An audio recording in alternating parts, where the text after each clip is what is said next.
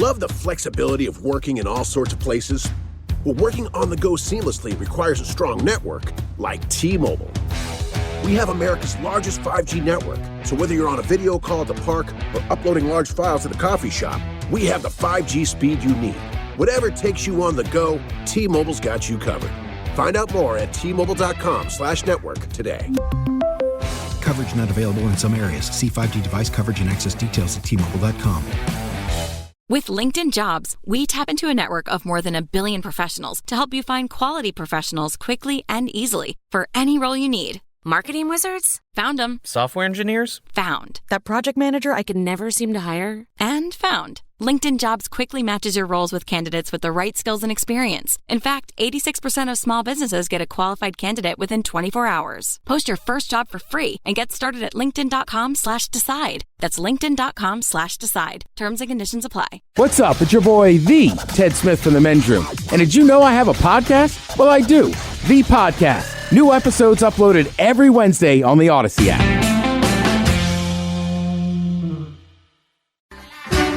Unfortunately, what you're about to hear is real. The members of this radio program are simply not that bright, or what some people would call educated. They are merely stupid. They're not trying to offend anyone on purpose. And all have played doctors on TV. You have been warned and are cordially invited to join the party. This is the Men's Room. Forget it, man, and get with the countdown.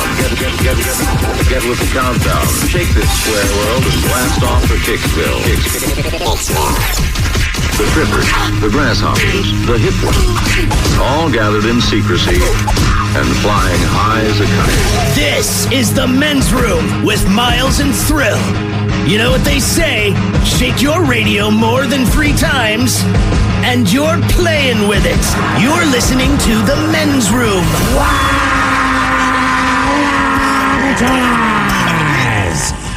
And away we go. Welcome to season 19, episode number 4046. Along with Steve the Thrill Hill, the Ted Smith, and Mike Hart. And you are the Men's Room. On tap today, Taryn Daly and Steve Miggs from the Daily Miggs Morning Show. Join us. Once again, we will sit and spin.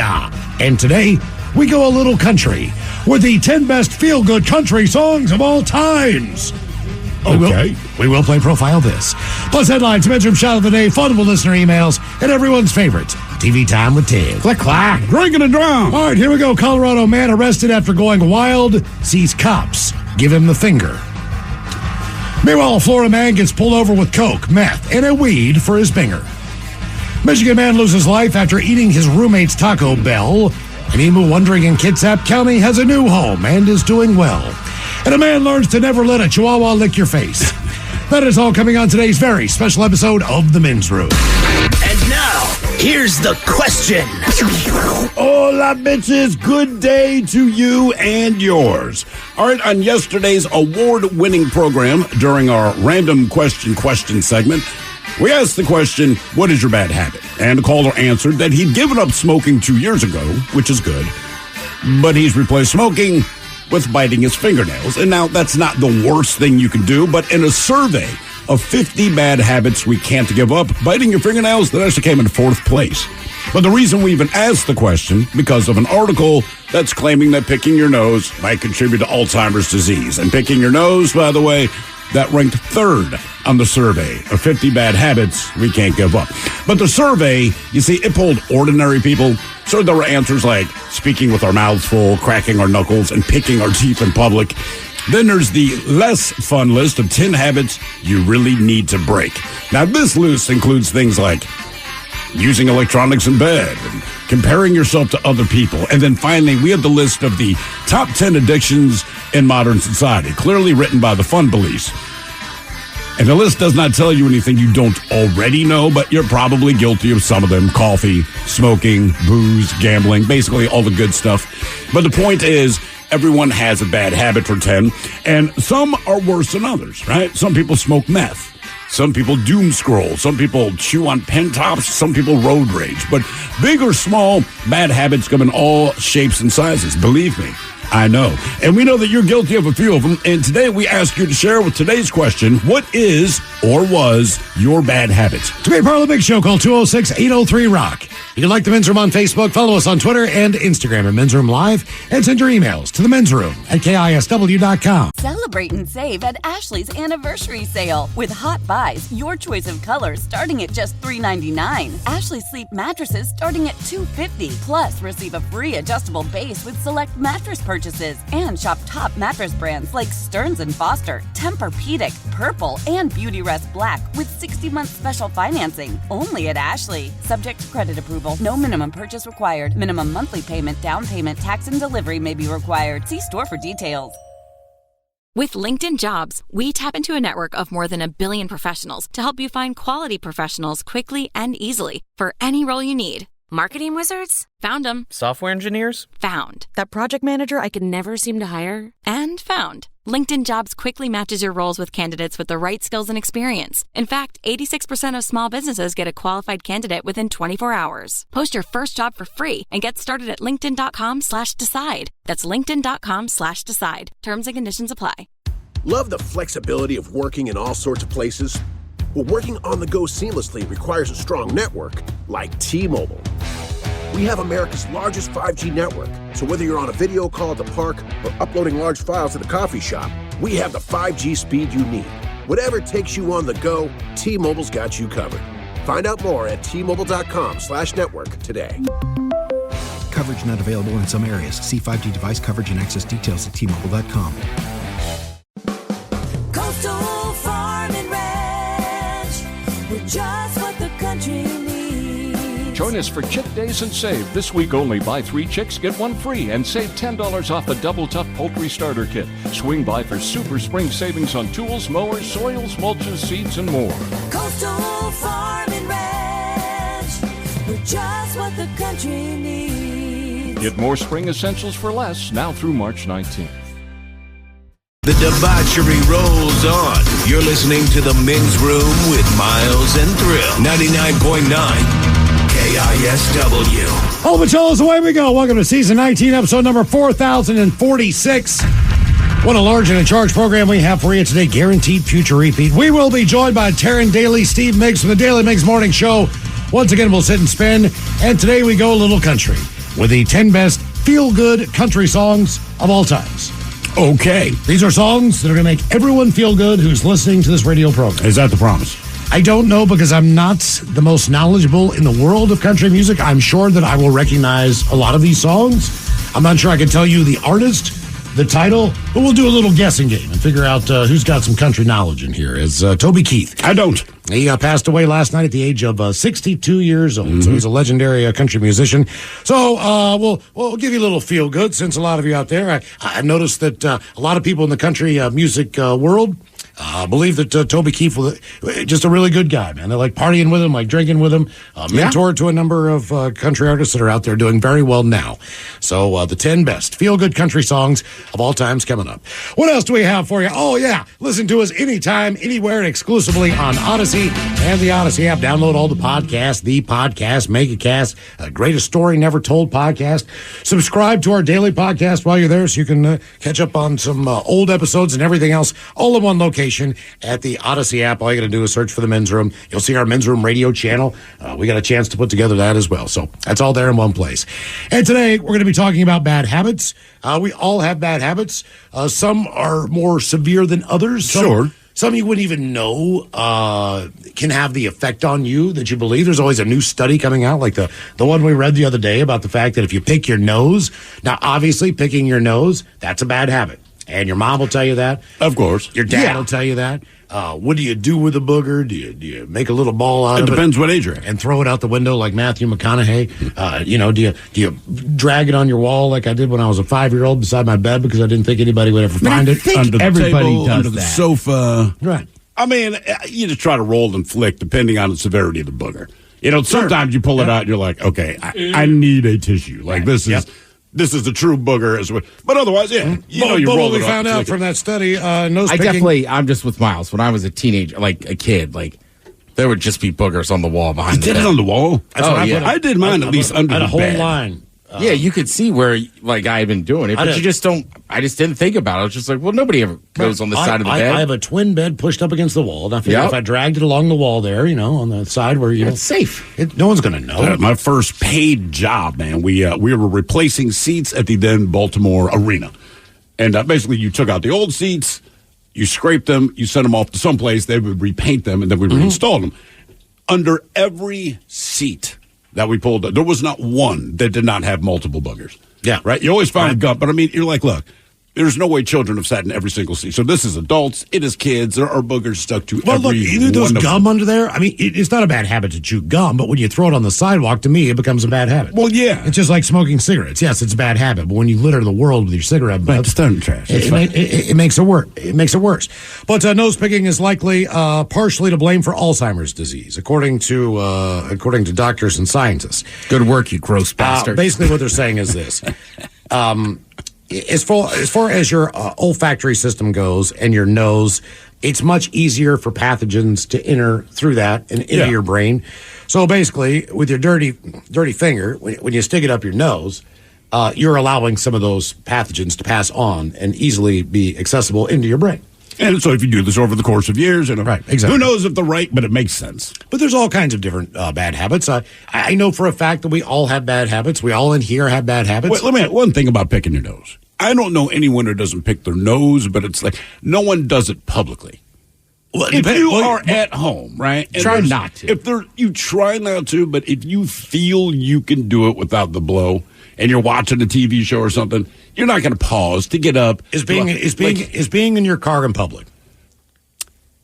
You are in the privacy of your own vehicle, but everyone can see it. It's like living in a glass house, right? Okay. So you can walk around naked in your glass house. Your neighbors are complaining. You're like, hey, man, I'm home. Stop looking. But, yeah, there is something about the car where all rules seem to... Does it encourage people to pick their nose? I just think it's a safe space. I think you just forget that people could see you. I mean, because you see you're in more your nose car. picking on the road probably than any outside of an elementary school. My God, man. Yeah. So I know for a fact that, and Ted knows this, Steve, you know this, your son knows this, I have a very foul mouth. And so a bad habit that I have is... He curses sometimes, Mike. Yes. And I've been trying... Yeah, it's okay. And I've been trying to tame that down on the golf course, to be honest with you. Number one... That's the worst place to tame it down. I know, but if I figure... Your car in the golf course, you're allowed. If I can do it there, I can do it anywhere. Because... New York. There's no more frustration in my life than getting out on the golf course and realizing how bad I suck and how many shots that I mishit. And I just want to just let loose. And I've gotten better at not doing that, keeping my calm, saying, all right, I'll just hit the next one, and not losing my mind, even if it's internally. Right. And cussing up a storm, because I typically will do that. So I give a lot of phooies. Phooey. See, that would make me angry. I give a lot of farts. Fart. Because I'm if you're going to say enough, is this say when the you're what? playing with strangers or with your friends? Strangers, for the most part. But I got to do it all the time. They probably think you're some overtly... I don't believe you. Yep.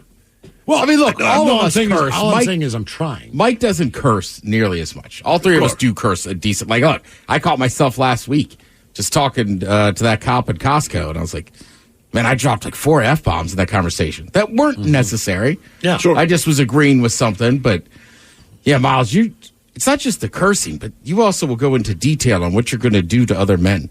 Oh, man. What they're going to do to you. Yeah. That's one of my favorite stories. The San Diego airport bathroom. And I guess the flight attendant was flirting with you or whatever the hell it was. But you're taking a dump. We're the only 2 people in the bathroom. I'm peeing. Miles is going on and on. I mean, real descriptive, but every other word's a bad word, right? And this father walks in with his kids. Kid's 5 or 6 years old because the kid's got to pee. Yep. So they're on the other end of the urinals. Miles does not know they're there. And now he's getting into detail of the sex acts that he would perform. That is correct. With this specific flight attendant. Yes. It involves tongues it's a and lot of orifices. And the whole time, now the father who's there with his son is mean-mugging me. Now, keep in mind, I'm not saying anything, and I don't even acknowledge that I know that like who this crazy person is in the stall. It's a good assumption that he's talking to you. I understand that, but I'm not saying anything. So I don't know if Miles noticed, but I did not respond to anything. But because again, The father's mean mugging me. I'm trying not to laugh, and I got my eyes forward.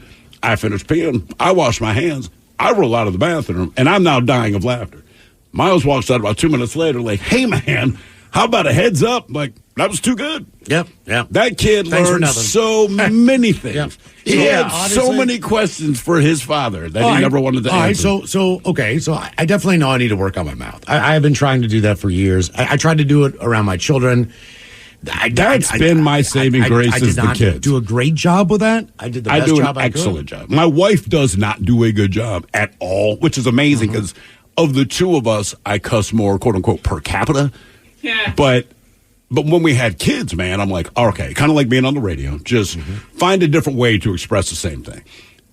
My wife, there's nothing like that at all. My kids have learned every cuss word through her, and they will tell me the bomb she dropped. It starts with this letter. I'm like, yes, I can understand that. So my kids are even like, Dad, do you cuss? I'm like, I cuss all the time. I choose not to cuss around you guys, unlike your mother. But also, my wife has to deal with it more than I do. Right. So from the disciplinary thing, if you're the dad and you don't cuss much, drop one cuss word, and I mean, you're so effective in your speech. Right? You can say, hey, man, I need you to be quiet, or you need to shut your damn mouth. And there's two different reactions.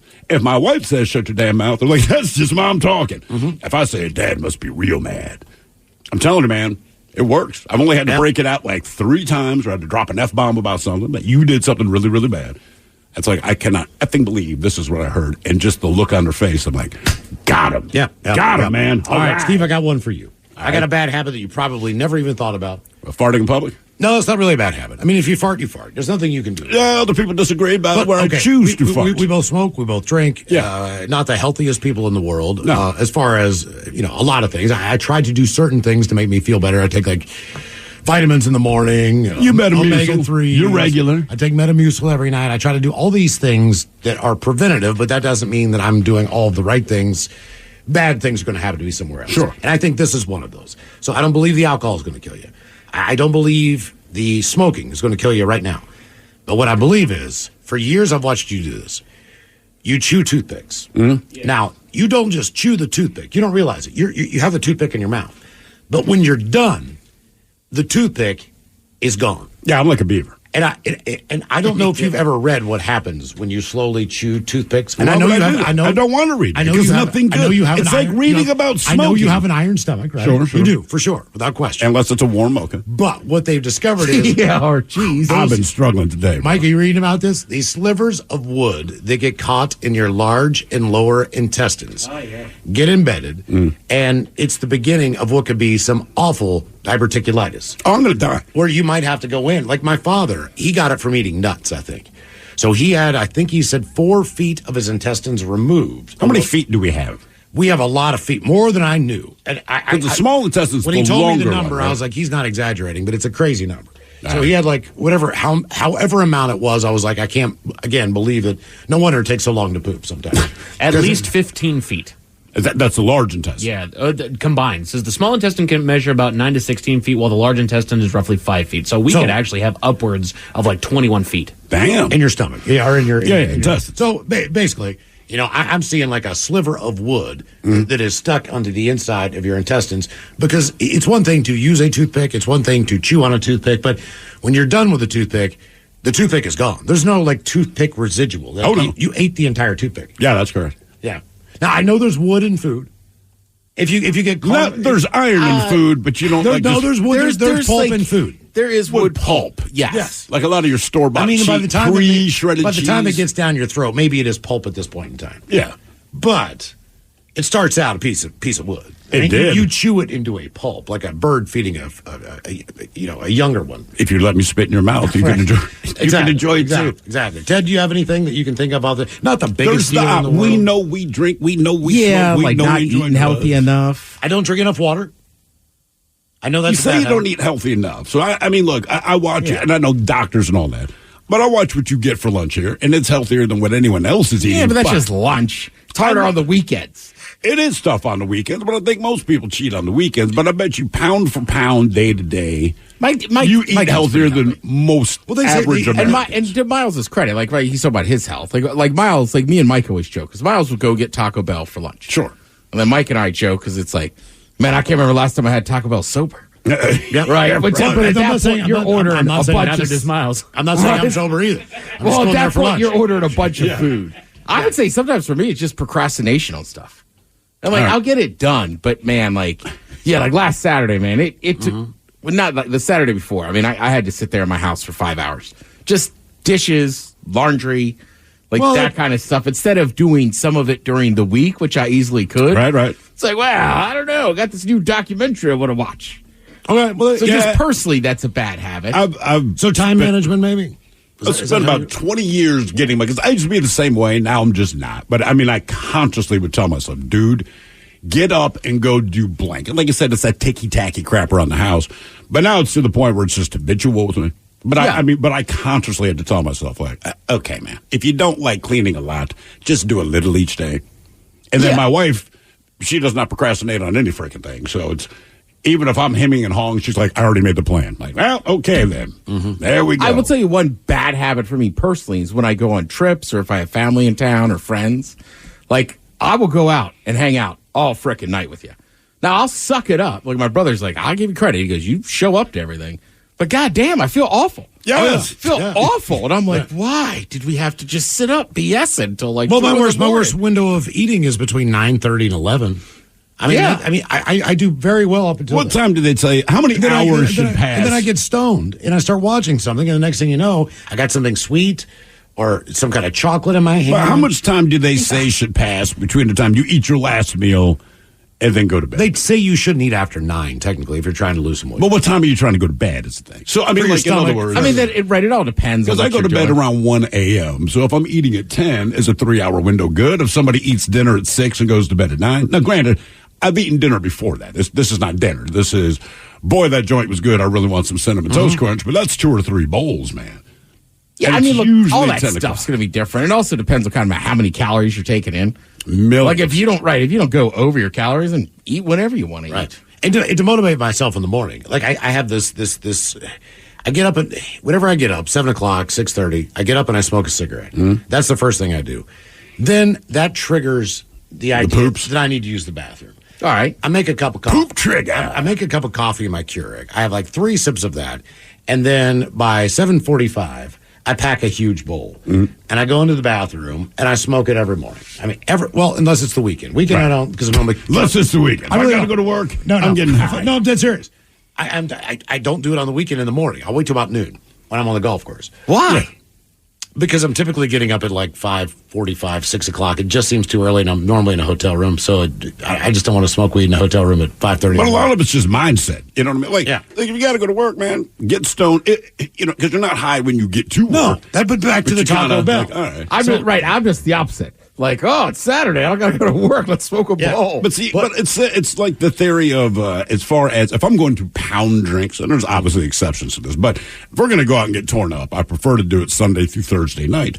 And people used to laugh at this because if I have to wake up hungover, it's Monday through Friday, which means I have to get up for work. But follow me through. One, if I'm going to feel bad, I'd rather feel bad at work because I'm at work anyway, not on the weekends when it's my time. That's one. And 2, instead of pissing and moaning like everyone does, like, I'm so hungover, I got to go to work. Get out of bed and go do your thing, right? If I overthink anything in the morning, if I just get stoned, I completely like, oh, yeah, that's fine.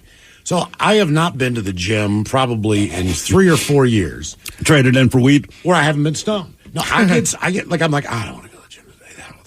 You know. Then I'll get high and be like, you know what, man, I'm just going to go do it. And then I get in there and I'm stoned and I whip it out and I just whip out the workout and I'm done. Same thing when I used to run. Even like every half marathon I've ever run, I was freaking baked. You have to Every 5K baked. Every 10K just, and depending on the length, like a 5K, I was ripped high. I wouldn't get as high for a half marathon, but I was stoned when I started out because I was like, why would you get less high to run twice as far, man? I would think that's what I want to be like, well, man. Just because, it's still a pain in the ass, so I still want to. Right, that's why I want to be more high. But, I mean, I've never put on running shoes and hit pavement where I wasn't stoned. Just because I can just get through it. Like, it's not this torturous thing. It's just like, ooh, look, there are birds. Ooh, look at that butt. You know, like, I feel the same way when I got to clean. You know, on the weekends, like, get real baked. And like when you're vacuuming, when you're doing anything high, if you're cleaning, like you are meticulous. So people, man, Your place is spotless, like, because I was stoned to the bejesus. Yard work? Your yard looks great. My God, if I'm doing yard work. I'm high and I'm drinking beer the whole time. And no, these are not great habits, but I'm being productive. That's why I don't feel bad at all. Because if I'm not stoned, I'm not even going to start doing yard work. That's one. And if I'm not drinking beer through the course of it, I'm not going to get as much done. Right? I just like to chill my brain, do my thing. I'm stoned. There is not a weed you cannot see when you're high, and you will dig out the frickin' root. You know why? Because you're stoned. Mike, you going to call yourself out on anything? Yeah, I'll call myself out after the break.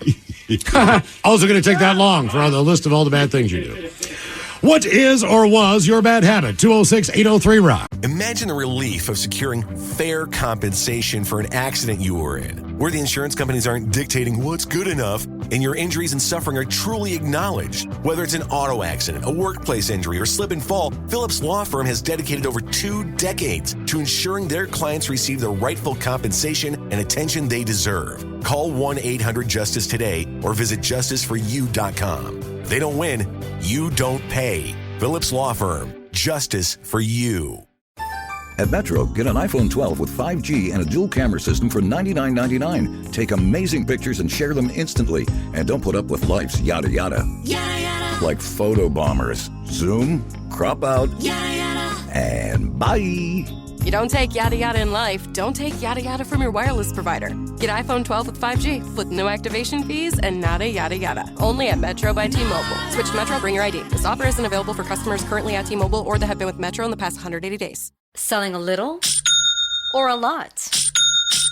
Shopify helps you do your thing, however you cha-ching. Shopify is the global commerce platform that helps you sell at every stage of your business. From the launch your online shop stage, to the first real-life store stage, all the way to the did we just hit 1 million orders stage. Shopify is here to help you grow. Whether you're selling scented soap or offering outdoor outfits, Shopify helps you sell everywhere. From their all-in-one e-commerce platform to their in-person POS system. Wherever and whatever you're selling, Shopify's got you covered. Shopify helps you turn browsers into buyers with the internet's best converting checkout. 15% better on average compared to other leading commerce platforms. And sell more with less effort thanks to Shopify Magic, your AI-powered all-star. Shopify powers 10% of all e-commerce in the US. And Shopify is the global force behind Allbirds, Rothy's, and Brooklinen, and millions of other entrepreneurs of every size across 175 countries. Plus, Shopify's award-winning 24/7 help is there to support your success every step of the way. Because businesses that grow, grow with Shopify. Sign up for a $1 per month trial period at shopify.com/Odyssey Podcast, all lowercase. Go to shopify.com/Odyssey Podcast now to grow your business, no matter what stage you're in. Shopify.com/Odyssey Podcast. Are you ready to take the next step in your career? King County, a leader in government services, is on the lookout for talented individuals to join our team. King County offers an inclusive, welcoming work environment where innovation and creativity thrive. Whether you're a seasoned professional or just starting your journey, we have positions that could be a perfect fit. Competitive salaries, excellent benefits, and career development are just some of the perks you may receive. Visit our website, kingcounty.gov/careers, and join King County. Thrive where you work. 99.9 KISW. The shenanigans continue. This is the Men's Room with Miles and Thrill. Our question, what is or was your bad habit? 206-803-ROCK. Mike, are you ready to spill the beans? Yeah, so I was thinking about it. It doesn't require all this pomp and circumstance. It does, because you're probably the best guy in the room, I would say. As far as if you said one of you babysit if his name is Mike. A decent human being. Right. I tend to get a little bit of tunnel vision when it comes to doing a task. If I have a mission in mind or whatever it is, and be it cleaning up around the house, doing a project, cooking or something like that. My biggest problem, my wife calls me Mr. 75% because I will finish the actual task of what it is I'm supposed to do, build this, cook this, whatever. But then there's always something left out. You know, there a pair of scissors that I needed to open this up real quick just got left down on a table. The little piece that you got to, there's a plastic bit that I had to pull off. Just anything that I encounter for like a second just gets sets down so that I can finish what it is I'm working on. I got you. Let me tell you this, Mr. 75%. I would rather live with Mr. 75% than the person who has 9 projects going at once and only has 20% of each one done. Right. Yeah. For a period of 2 weeks. Yes. I would prefer to deal with one over 5 different messes. Okay, so you left the scissors out. No big deal. Well, and right? and it's not a big deal to her. She just laughs. Mr. 75% strikes again. And then I go in there and I put the stuff away. Yeah. I was picturing like putting something together from IKEA. I use 3 out of the 4 screws, and I'm done. Some people just aren't the best multitaskers, and they should not be doing things that way. They should do incomplete one individual thing at a time. Obviously, with laundry and other things, you can't do that, but for the most part. And whatever it is I'm doing, I try to get it done as quickly and as efficiently as I can do. Sometimes things get forgotten about because it's like, I need to finish this real quick. I just need to finish this part. I'm actually very good at multitasking around the house. And actually, I think my years of cooking for this, because you had to do 3 things at once no matter what, it's beaten in your head. So I always have like a mental plan, you know, and I go through these things, you know how long each thing takes. So I can get a lot done, a lot of different things done, say in an hour and a half. That's based on timing issues as far as bringing out food, too. That is exactly why I got good at that, but it's just my mentality now. My wife is not that way. So like you were saying, 15 things will be 20% done. And my problem is, like, look, you're the one telling me that this was important to you to get done. So you started on this, but if she gets distracted, and she knows she's guilty of this, she'll start on the next thing. And then gets distracted again and distracted. Well, look, but it never goes circular. You never come back to the thing you started with. That's another bad habit. Or hey, can you finish this for me? I didn't want to do this. You said you wanted to do it. I just got a text message. I'm going to sit down and check it. I respond to the text message. Next thing you know, I'm on Instagram. Next thing you know, 25 minutes of my life is gone. Yes. Right. And yeah. So the bad habit for me is I've just got to learn, like, just respond to the text message, put it down, finish what you were doing. You'll have time. Nothing has changed. Right. Instagram will still be there. Just you know. Dude, I'm terrible about it if I'm watching football by myself. Because if you're watching football, like if Mike comes over, him and his wife come over and watch a couple of the Seahawks game, but we're like chatting in between plays. But sometimes with football, man, those timeouts and penalties, like same thing. You're right. I'll find myself scrolling. I'm like, put it down, watch a play, then pick. Right. Like, what am I doing? Exactly. Like the football game's on. I can scroll any single time I want. But no, the Ravens are on. I'm still like checking my phone. Exactly. Well, and back on the subject of like doing things too fast, and you guys have made fun of me for it, but I eat too damn fast too. I've never seen anyone eat as fast as I know one other person that eats as fast as you. Our friend Dizzle. Dog? No, my dog, unlike most dogs, you can fill her bowl. She eats what she wants, and she'll leave the rest alone. So even my dog would be like, Mike, you're going to choke to death. And I don't know what that is, to be honest with you. It's not like I'm starving, I need to just eat, and it's not like I'm just a fat ass or anything like that. It's just for whatever reason, my task is like, we need to eat now. And so I'll just finish it so I can move on to the next thing. When you go out to dinner with your wife, which is watching the rest of us finish our meal. Is she sitting there with like Yes. most of her food and your Yes. and your food is complete? So then you have to wait. Exactly. And then she gets self-conscious because she's like, am I taking too long? Like, no, I just housed this. Yeah. What are you thinking though, really? Like, yeah, you are. I'm thinking like, are you going to finish those fries over there? What is or was your bad habit? 206-803-ROCK. Hello, Juan. Welcome to the men's room. Hey. Hola. Can we guess? Can we guess your bad habit? Hold on, guys. Okay, could you guys put me on hold? My son's with me. Yeah. We know you well enough to say that's probably a good idea. Yep. I think we should guess his bad habit before he even says it. I think you're making great progress, Juan. Hello, Ron. Welcome to the men's room. Hola, guys. Hola. Well, my bad habit is on a daily basis, I drank and drove. And I've got 5 DWIs under my belt. Damn. How recent is the most recent? 3 years ago. 3 years ago. All right. Sounds like you got your license back.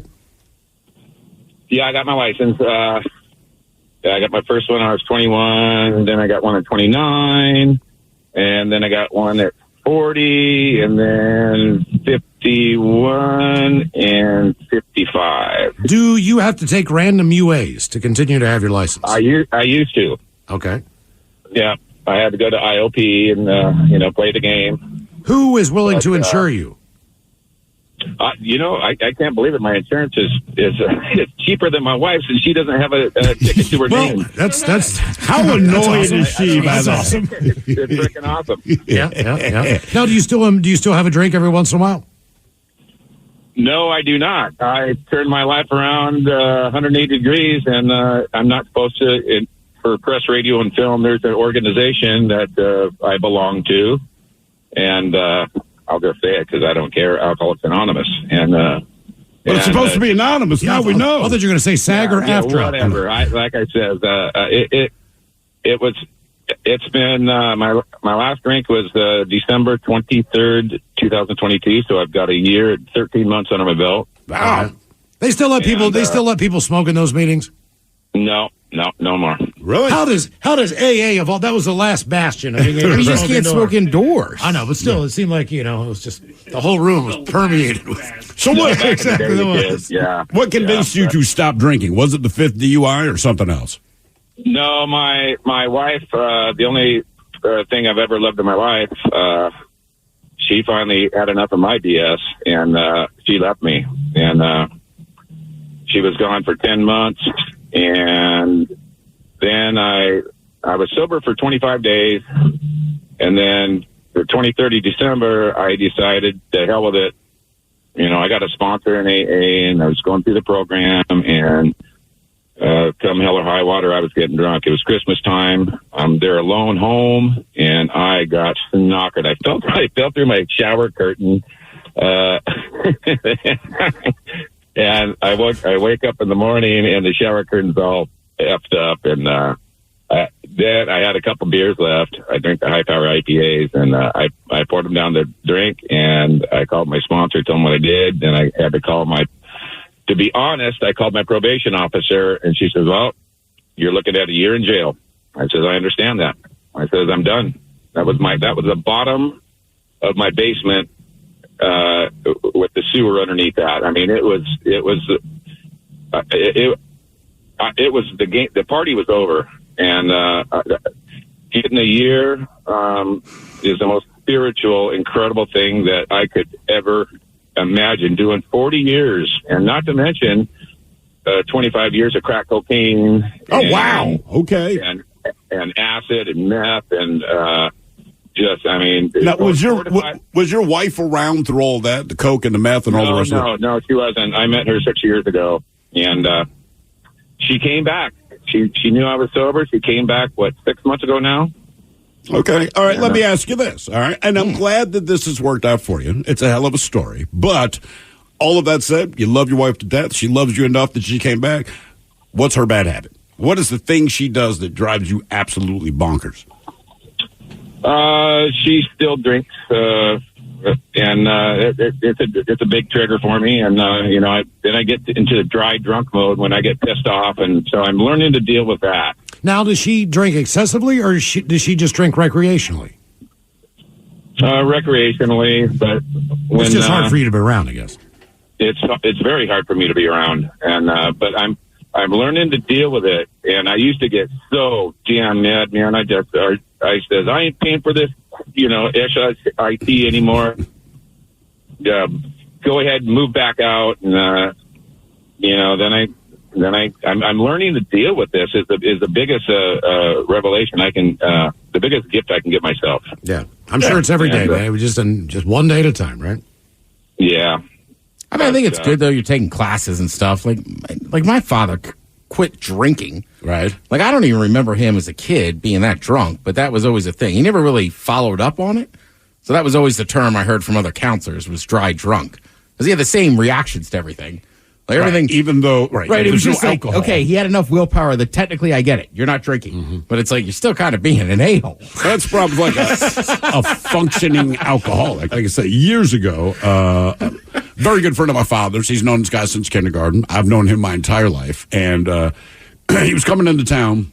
And my father, he was just like, man, I got to go out and buy 2 handles of Jack Daniels, and I'm like, dude, they're in town for 2 days. Like, literally, they were coming by for the weekend and then moving on to somewhere else. And my dad's like, yeah. So he kind of walks out to go to the store.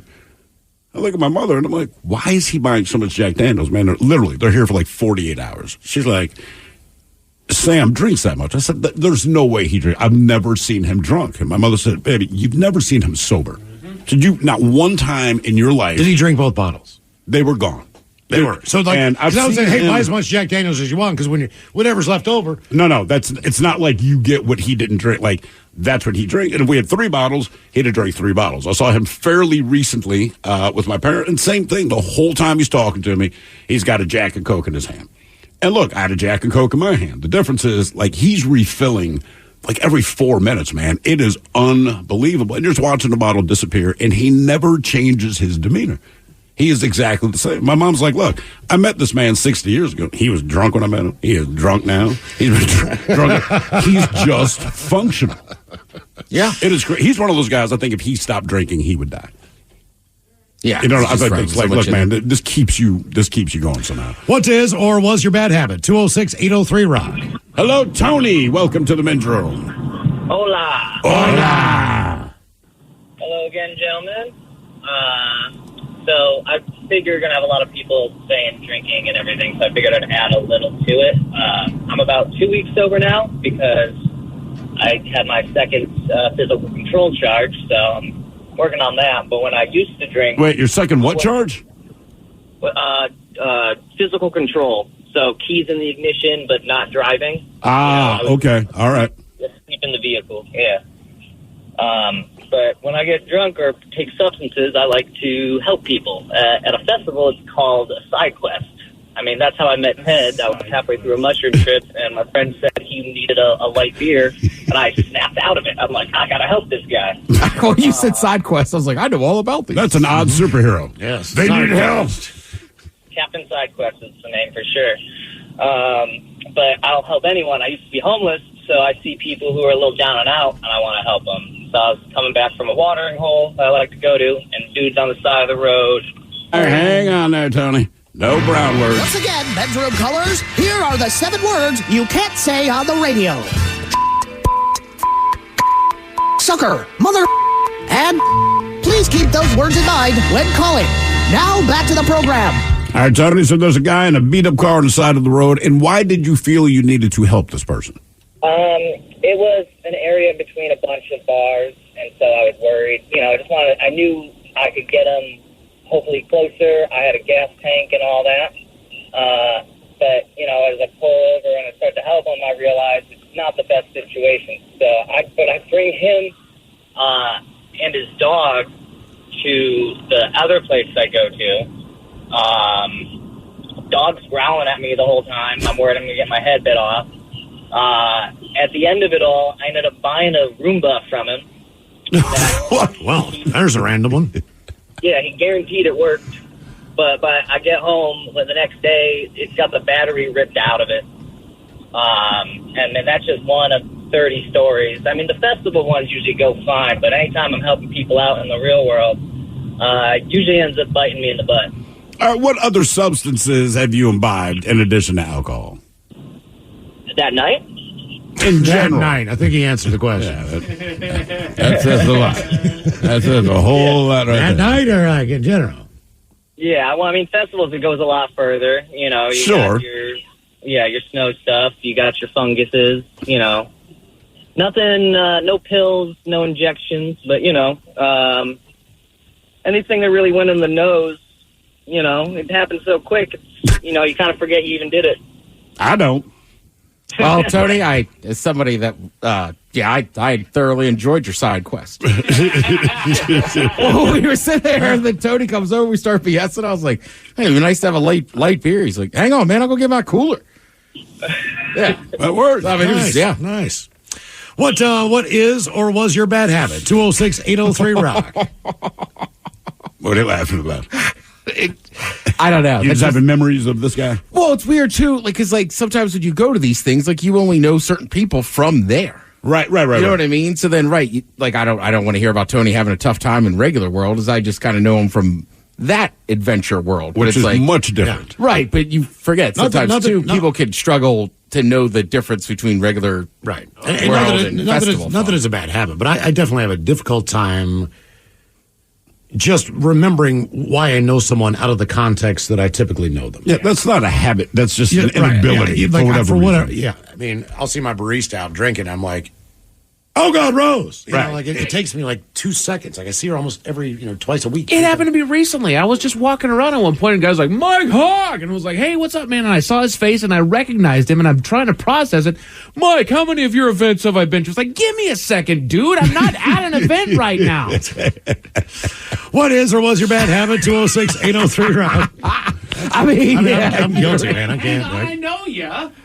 Yeah, I'm very bad at it. I will say, seeing people also, just because my brother, who's a principal now, was a teacher for so long. Yeah. Like, that could be odd for them, too. Yes. Like, I definitely remember going to bars, and he'd be like, let's sit over there. And I'm like, oh, former student? Former student, or like their parents, or just, he would just be like, I just don't want to talk about my job right now. I'm like, that's the only way they know me. That is a good point. And at a bar, things are different. Right, think about, like, I'm sure you know your kids' teachers, right? I do. Right, so... But, like, if there's one that's, I don't know, if you just saw them at a bar randomly, like, you would probably talk about school. Well, yeah, that's one, for sure. Two, based on the places we go and where the kids go to school, I do believe, because I know the teachers drink, because I've had conversations with them at school about drinking, but I think they make it a point not to go to one of 3 specific locations. Well, the one's way too close. Right. There's the one around the corner, and there's no chance. You'll never see them in there. And they're like, look, man, it's not that we don't want to go in there, but anytime we go in there, there's a parent from the school, and much like you guys, we want to cut loose a little bit. I'm like, I completely understand. There's another one, say, down the street from there on 5th Avenue. They won't go into that one because a ton of parents go there, and our watering hole they avoid because a lot of people are in and out of there as well. Yeah, I mean, look, even at DeMatha, I remember being like 19, 20 and had a good fake ID.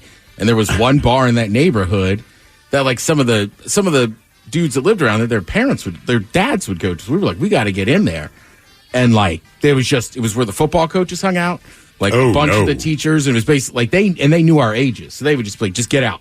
Yeah. Don't come back in here until you're legal to drink. What is or was your bad habit? 206-803-ROB. Celebrate and save at Ashley's Anniversary Sale. With Hot Buys, your choice of colors starting at just $3.99. Ashley Sleep mattresses starting at $2.50. Plus, receive a free adjustable base with select mattress purchases. And shop top mattress brands like Stearns & Foster, Tempur-Pedic, Purple, and Beautyrest Black with 60-month special financing. Only at Ashley. Subject to credit approval. No minimum purchase required. Minimum monthly payment, down payment, tax, and delivery may be required. See store for details. Love the flexibility of working in all sorts of places? Well, working on the go seamlessly requires a strong network like T-Mobile. We have America's largest 5G network, so whether you're on a video call at the park or uploading large files at the coffee shop, we have the 5G speed you need. Whatever takes you on the go, T-Mobile's got you covered. Find out more at T-Mobile.com/network today. Coverage not available in some areas. See 5G device coverage and access details at T-Mobile.com. With LinkedIn Jobs, we tap into a network of more than 1 billion professionals to help you find quality professionals quickly and easily for any role you need. Marketing wizards? Found them. Software engineers? Found. That project manager I could never seem to hire? And found. LinkedIn Jobs quickly matches your roles with candidates with the right skills and experience. In fact, 86% of small businesses get a qualified candidate within 24 hours. Post your first job for free and get started at linkedin.com/decide. That's linkedin.com/decide. Terms and conditions apply. Oh, should we start this show? Yeah, I'm down. Just buying a car on Carvana first. Ooh, for real? Yeah, it's super convenient. I already got pre-qualified in 2 minutes. All I had to do is answer a few questions. Ooh, that's helpful. And now just customizing my down and monthly payments. Ooh, that's a very fair deal. Yep. Boom. Just bought a car. And you get to take me to the Carvana vending machine in a couple days to pick it up. Ooh. I'm kind of busy. Visit Carvana.com to finance your next car. Financing subject to credit approval. Love the flexibility of working in all sorts of places? Well, working on the go seamlessly requires a strong network like T-Mobile. We have America's largest 5G network, so whether you're on a video call at the park or uploading large files at the coffee shop, we have the 5G speed you need. Whatever takes you on the go, T-Mobile's got you covered. Find out more at T-Mobile.com/network today. Coverage not available in some areas. See 5G device coverage and access details at T-Mobile.com. With LinkedIn Jobs, we tap into a network of more than 1 billion professionals to help you find quality professionals quickly and easily for any role you need. Marketing wizards? Found them. Software engineers? Found. That project manager I could never seem to hire? And found. LinkedIn Jobs quickly matches your roles with candidates with the right skills and experience. In fact, 86% of small businesses get a qualified candidate within 24 hours. Post your first job for free and get started at linkedin.com/decide. That's linkedin.com/decide. Terms and conditions apply. What's up? It's your boy, the Ted Smith from the Men's Room. And did you know I have a podcast? Well, I do.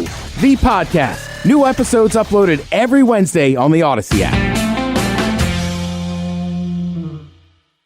9 KISW. We return to the men's room with Miles and Thrill. Our question, what is or was your bad habit? 206-803-ROCK. We got a couple of texts here. It says, Miles, you were talking about me and my voracious appetite for toothpicks. It says, my grandfather had a bowl of toothpicks removed from his insides weighing over 1 pound. That'll be me. Yeah. Someone here says, I had a boss once that would blow his nose in his hand, then wipe it on his pants when he was driving. God, man. My bad habit that I thankfully have kicked, being a chronic liar. I would unknowingly and impulsively lie about random stupid things, either because I forgot to do it or I didn't want to do it, but that really effed up my life, so I made it a point to work hard on it and get better at just doing things and not lying about it. That's probably a good thing. We're talking about people that have multiple projects, but they never finish any one of them. Yep. Mr. 75% there. Yeah. I have a guy friend who's been working on 4 different Triumph Spitfires for 10 plus years, all in pieces, undrivable. Someone here, let's see. All right, my bad habit too is drinking. I have to get a hematology appointment and ultrasound on my liver. Maybe I should quit drinking. Yeah, I think when they need to do an ultrasound on your liver, you might want to quit drinking. So we go across the pond for 50 things that Brits just can't seem to give up. Hello. Most addictive habits. Tea. They say the 50 bad habits that they cannot give up. Some of these you can relate to, some maybe not so much. But I'm guessing smoking. I feel like no matter smoking where is you number go, one, Mike. That is correct. Smoking, number one. Smoking's got to be number one, I would think, anywhere. Okay. So we go, we'll start with 50. Extravagant spending. Yeah, if it's habitual, you got to pull back. I'll make an impulse buy that probably I'll question later on, but typically that's being drunk on Amazon. But it's not all the time, right? Yep. Road rage. I don't road rage as much as I just get irritated. And I don't think it's I shouldn't let it bother me. But I'm convinced that everyone is road raging at the same time. Like if you're on I-5, you're saying everyone out here sucks as a driver. I'm convinced that every other driver is also saying that everyone out here driving sucks as a driver. So when does it become road rage is the question? Because Miles, like you, when I'm driving up and down I-5 to come here to work, yeah, I get pissed off pretty much every day as well. But then when does it bridge over into now you have I think road when you rage? become aggressive. Like flipping someone off, tailgating. Right. Yeah. Is it actually you're aggressive being driving? a D-bag, you know? Yeah, I think you know when you do that. flip off people. Cutting people off who cut you off. Licking the spoon when baking, obviously back to the UK into this. Well, is that a bad habit? Is that? Like, well, come no, on now. it's germs and you're putting it back into the... I am not. I will say I saved the lick for we are done stirring. Right. I will not suck or lick on the That's spoon one and of the stick it greatest back things in. about baking is that you get to lick the spoon or the beater. I used to stand around my mother when she was making cookies or whatever, just knowing when she was done with the mix, she'd hand me that wooden-ass spatula. Or the beater. Or the egg beater, yeah. Yeah, right, exactly. Especially You if ever it was stick your tongue in there? Well, it was still You hooked. stick it all the way through every little single... Now you got to wait till your mom would unhook it and hand it to you. Yeah. You don't want to get your tongue caught in there. Biting the ends of pens. They say do that. working. I don't think working is a bad habit. Is that a habit? It's kind of like a necessity. Again, yes. Too much salt. I mean, some people overwork. Some people, for that's sure. their whole life. It's whatever they do. Yeah. So I think fair. that's why we're saying it's a bad habit. Well, and they think that we overwork every one of us. Yeah. Compared to the work that they do. Well, it's this, man. Like when they get vacation, it's like 6 weeks. That's why they call it a holiday. Right. Humming to yourself. They say that's a bad habit. If no one else is around, it's not bad. Like my son is taken to whistling, much like my father, and it's this unconscious thing where he's in a good mood, but it is endless, man. And I try not to tell him to shut up or be quiet or go because he's just in his zone. And his mom will tell him, like, dude, stop. And he'll stop for like 15 seconds, and then he absently goes back into it. Being crazy about a football team as far as being over the top. Clubbing, again, these are 50 bad habits from the UK. Picking teeth in public. If I have something in my teeth, man, I'm going in. So I'm guilty of that. Yeah. For sure. But do you, like, stick your fingers up in there? Oh, yeah. I'll sit there and scrape off like that. No, that's for the toothpick. If I'm in public, I will do the toothpick. And you understand. There's something in my mouth, and it is bugging the piss. Oh, I'll tongue the hell out of it. I was just like, get that chicken out of there. Come on, baby. They say just weird stuff. Dairy, too much dairy, bad habit. Eating too much bread, bad habit. Boo. Live a little. Being addicted to sex to the point where it gets you into trouble. Yeah, I mean, if it gets you into trouble, sure. Correct.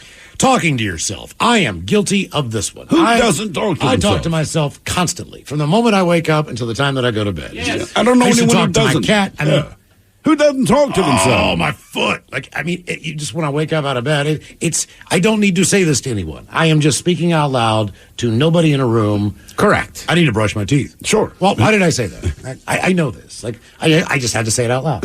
Oh, yeah, I got to brush my teeth. Ooh, I need to take my vitamins. Like, I'm not talking to, I don't know if that's a bad habit or not. I do it. Everyone I know talks to this. I don't know anyone who doesn't. Especially, when you live by yourself, it's hard not to, and I'm with you. Yeah. I mean, even sometimes just laying in bed, if it's like, 7:38, it's like, all right, Ted, get up. Yeah, I'll sit on the couch. I wonder if anything's good on. All right, let's look here. I told you, I did it at Costco the other day. I was looking at their shepherd's pie, and I just went, well, that's a bold-faced lie. It's a cottage pie. It's not a shepherd's pie. Okay. That's where it's crazy. Person beside you's going, hey, don't get near that guy. That dude's got issues. He's a little bit. Something bad's about I that. wish I had never learned the difference, because it drives me up a frickin' wall. Between shepherd's pie and what now? Cottage pie. The hell is cottage pie? It's basically the same thing. And Costco, I love you. But Costco, like a lot of places, sell it as a shepherd's pie. To be shepherd's pie, it has to be lamb. Anything else, oh my God, is cottage pie. You're going to be that guy. If it has beef. Do not stand in Costco and bitch about that. Wow. Man. Wow. You keep that one to yourself. Do not stand there and say it's a bold-faced lie. Is a beef pot pie a pot pie? Or does it have to be turkey or chicken? No, you could. That's what I'm saying. If it's the same thing as a shepherd's pie, just with beef, which is very common, it's a cottage pie. Shepherd's pie, obviously. The Irish place by myself, man. That's they're not advertising that right. Let them know. Is it the same one I like? Mm-hmm. No, they use lamb. Do they use lamb? That's a shepherd's pie. That's tradition. Yeah, they're on it. Okay, all right. See, okay. I checked it out. That's a bold-faced lie. How did this get to a boiling point? Did you order it and it came out beef one time? No, it just. My friends, we were talking about it was like around Christmas or something. We were having a bunch of people where people were going to spend the night at their house. And they were going to do brunch. Oh, you know what? It was the Sunday after Thanksgiving. I said, hey, if you're hosting brunch, why don't we you could get one of those Costco shepherd's pie, right? Which I would love to buy, but I'm not going to, it's too much. You need 9 people. Right. So they were like, all right. Same with their so then, chicken pot pie. Right. Weirdly, we just kind of we just delved way too far into it. And who goes down a shepherd's pie rabbit hole? Difference. Yeah. Yeah, okay. That is a weird rabbit hole. Well, now that you know, though. Now that I know. When you go to a restaurant. You've ruined my life. Like, technically, because you know I'm going to say it. Mm-hmm. Would this be cottage pie or shepherd's pie? I'm sorry. Is it beef or lamb? Okay, sir. Yeah. That's a cottage pie. Okay, next up on the list. Look, just one more real quick. This is probably a bad habit. I don't know why I let little things like this bother me. Because I do, Buffalo Bison. Do you go in the same strength with like bourbons? Things that call themselves bourbon, but they're not from the same area? Kentucky? Champagne? Well, correct. Champagnes aren't champagnes. It's sparkling white wine, unless it's from the Champagne I actually region. do that one. I do that. And I mean, like with Jim Beam and stuff, but it's not bonded. Technically, Right. for something to be, I mean, in my world, to be bonded, that's half the idea of bourbon. Miles and I enjoy a chain restaurant called Chili's. Yeah. They are famous for the Southwest egg rolls. Yeah.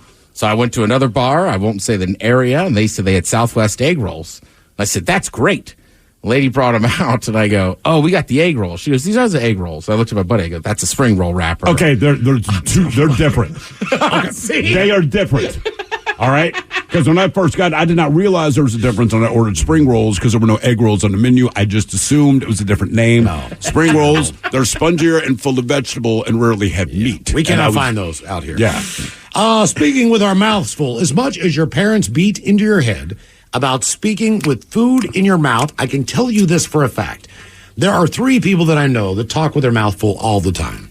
All of them are above the age of 60. Yes. Really? All of them. My mother-in-law, I could not even understand her. We would go out to dinner, and she would wait until the food got in her mouth to actually start say talking. And she wasn't one of these people who kept shoveling food in her mouth. During the breaks when she wasn't chewing, she would just sit there in silence, sip on her wine, put a bite of food in her mouth, and that's her trigger to speak? That's when it's time to start talking. I'm like, dude, please, just because I can't understand you. And now you're moving food around. Like, now you're chipmunking on one side to talk out the So other you side. can tell me something, right? Oh, my God. Cracking knuckles. Is that a bad habit? They said it's. I mean, they used to say it is, but people are under because the they belief said it caused arthritis, but now that we know it doesn't, is it a bad habit? It's just annoying. That's all it is. Addiction to video games. Well, sure. Nobody wants to be. Eating too much meat. Being addicted to smartphones. And then we get into some other things. Drinking too much soda. Eating too much chocolate. Eating too much sugar in general. Not going to the gym. Spending too much time on social. Not managing and figuring out your credit card situation and taking that. Yeah. And obviously, there are emergencies involved in that. We all know that. Comfort shopping to make you feel better. Too much alcohol, too much fast food, addicted to reality television, drinking too much tea in this instance because it comes from the UK. Coffee, biting fingernails, picking your nose, swearing is number 2, and smoking.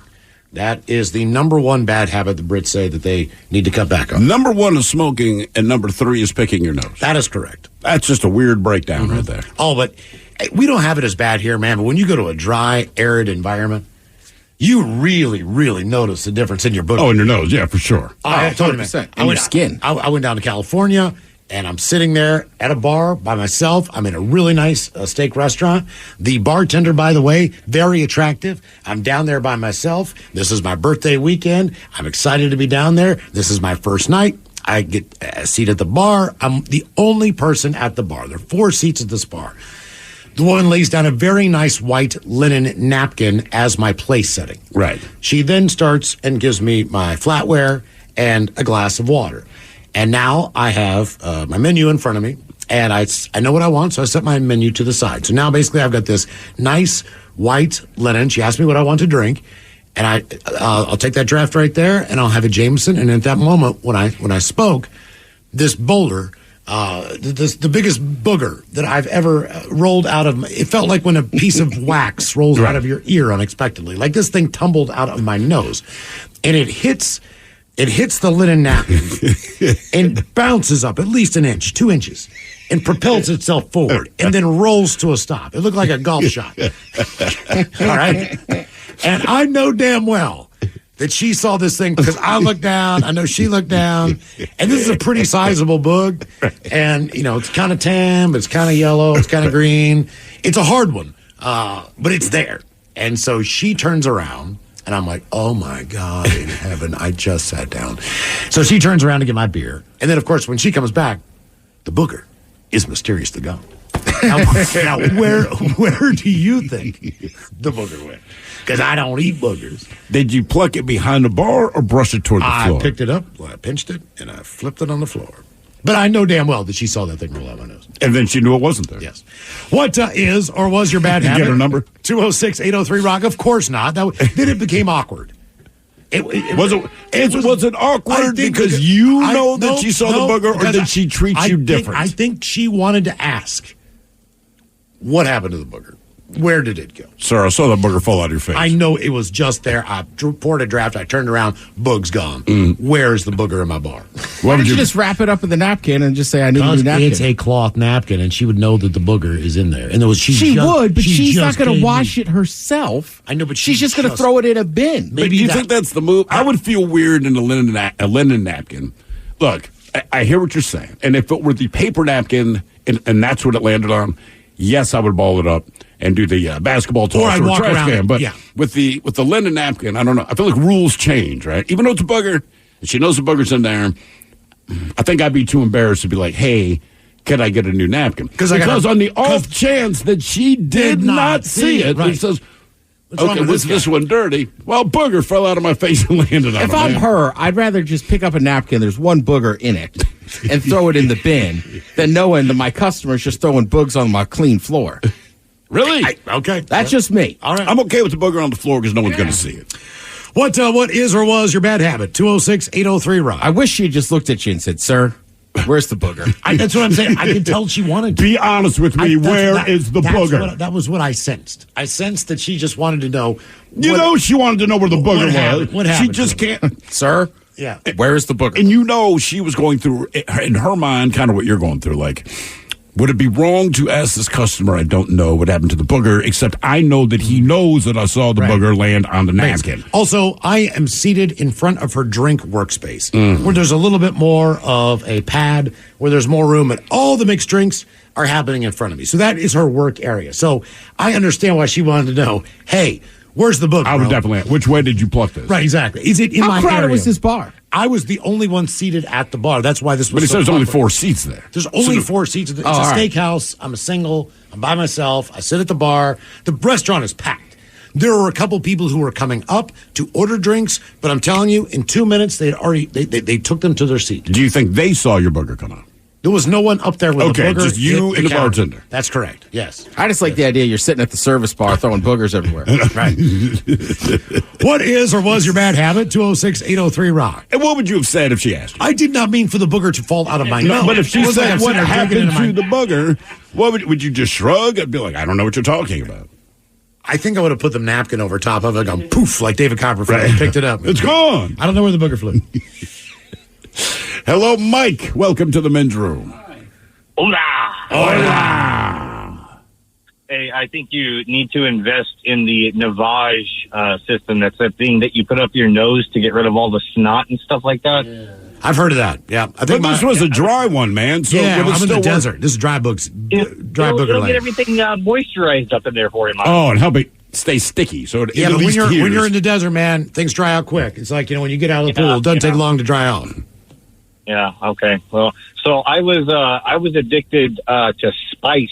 So you guys had that thing where you're asking, Profile different this. drugs. Yeah, the drug, and I wrote down spice as one of the drug options, but the truth is, other than hearing that it does bad things, we don't know anything about it.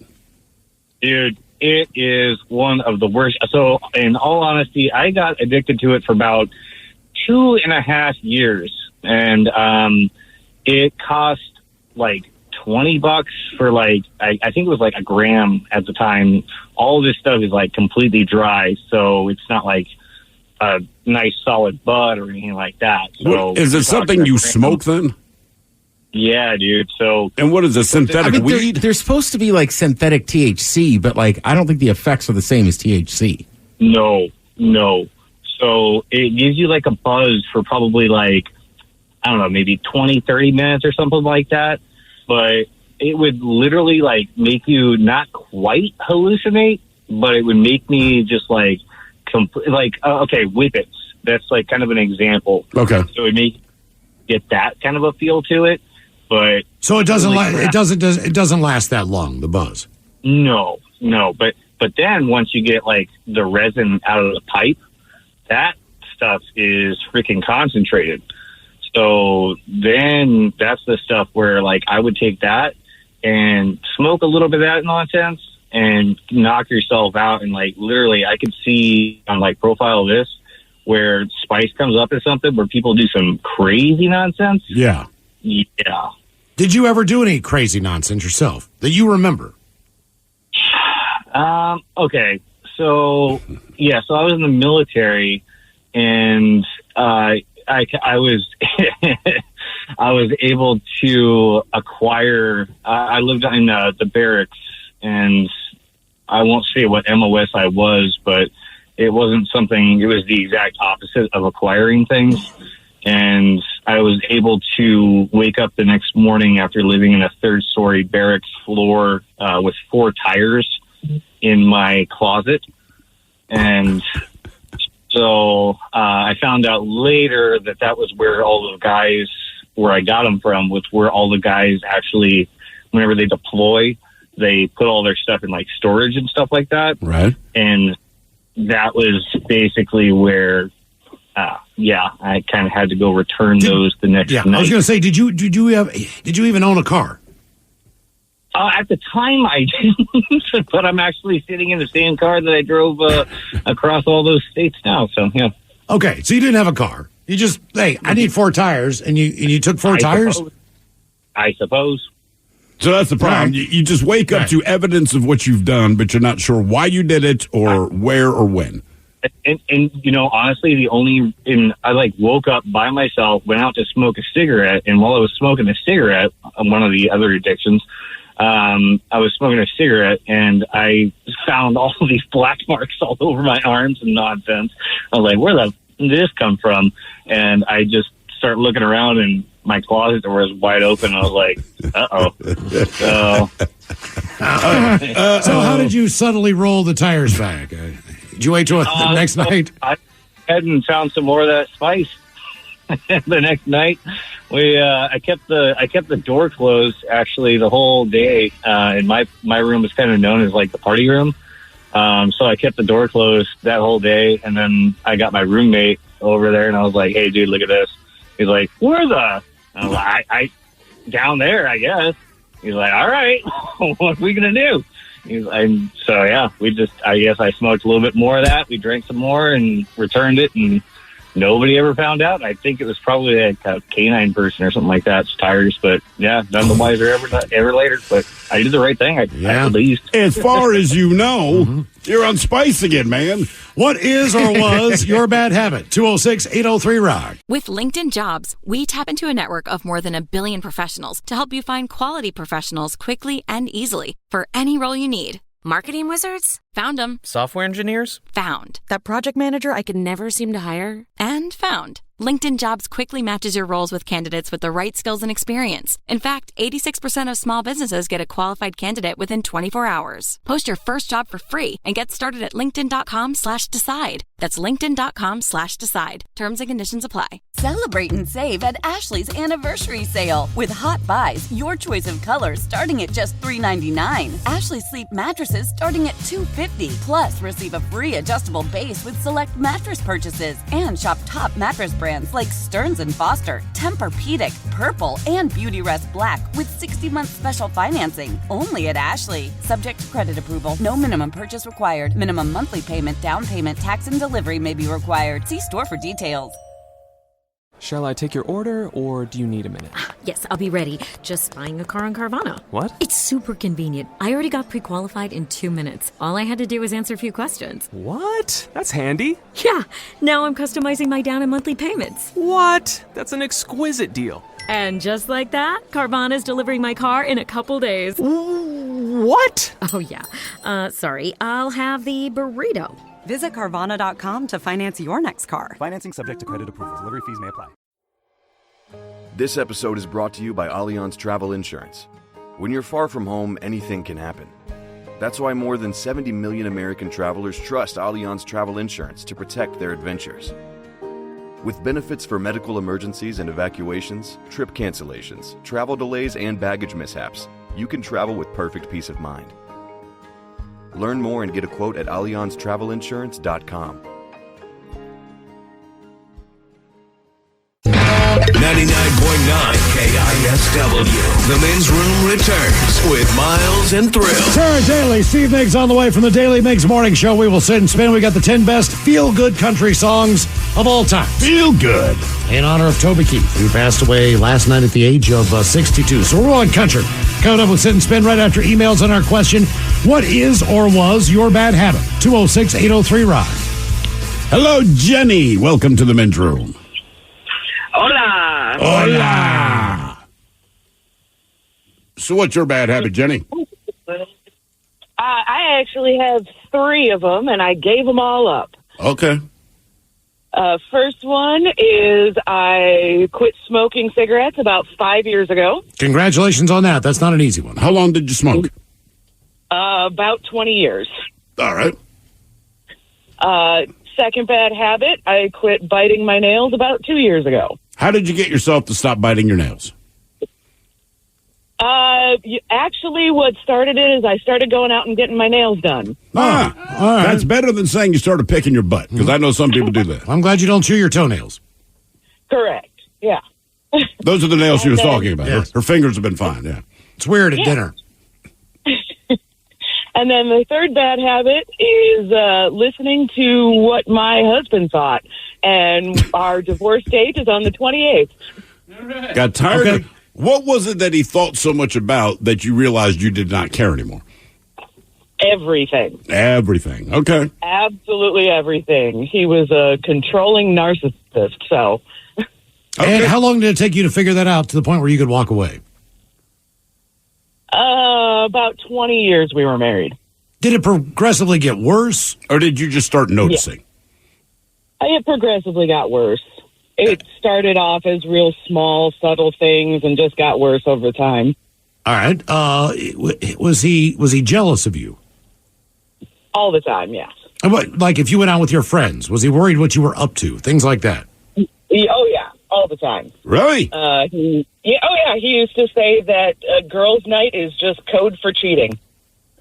Oh, my God! So dude. he's an idiot. Get over it. Jesus Christ! Anytime I've seen girls on girls' night, right? Not a bachelor party, that's a different thing. But like if it's ladies' night and you see some guy hitting on them, seeing how quickly those guys get torn down, like don't approach them. They've got a force field of 3 or 4 other girls who are going to make sure that they continue their night, and you're not included. Right? In it. They are not interested in you tonight. Yes. Yeah. Well, I'm glad you got out of that situation. You said you're almost divorced? No, our divorce has been finalized for almost a year. Okay. Good. So you got through that too. Are you back on the dating scene? Yeah, a little bit. All right, well, you're getting your nails done. I'm just saying, man. Yes. You know, some guy wants you to scratch his back with those. You know what I'm saying? What was your brand of smokes? Oh, Camel usually. Okay, that's one of those things. Camel or Camel White? Actually, I started getting into the Camel Crush. Oh, damn! I don't mind it. I don't mind a crush. Really? Yeah, because you can go menthol. I hate menthol, man. I like a menthol. Really? Yeah, I do. I admit it. I mean, not all the time, but I used to keep a pack of Newports in my drawer. That way, every once in a while, I'll just have a Newport. Yeah, man. I just like every once in a while, just like a menthol cigarette. Which is, I will say this: as far as brand loyalty is concerned, I don't think that there's any industry that carries brand loyalty as much as the addiction of tobacco.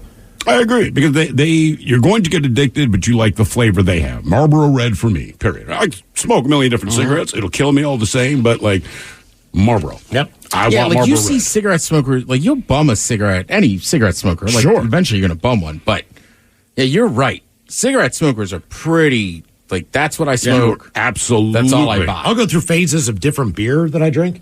I'll go through beer, but cigarettes. Or what I drink regularly. What I'm saying is, there was a while there where I probably had a year of Modelo, where Modelo just became popular. It was on draft, like a draft beer, and it was a lighter draft Mexican beer. So I was buying Modelo, I was drinking Modelo, and then what I realized was when I bought Modelo in cans, when I got about 2/3 done, the beer just started to taste like crap to me. I agree. That's my problem with Modelo. So Modelo kind of dies on you when you're drinking it. But I'll tell you what I'm into now, man, that I've been drinking a hell of a lot of in draft. And this is my new beer.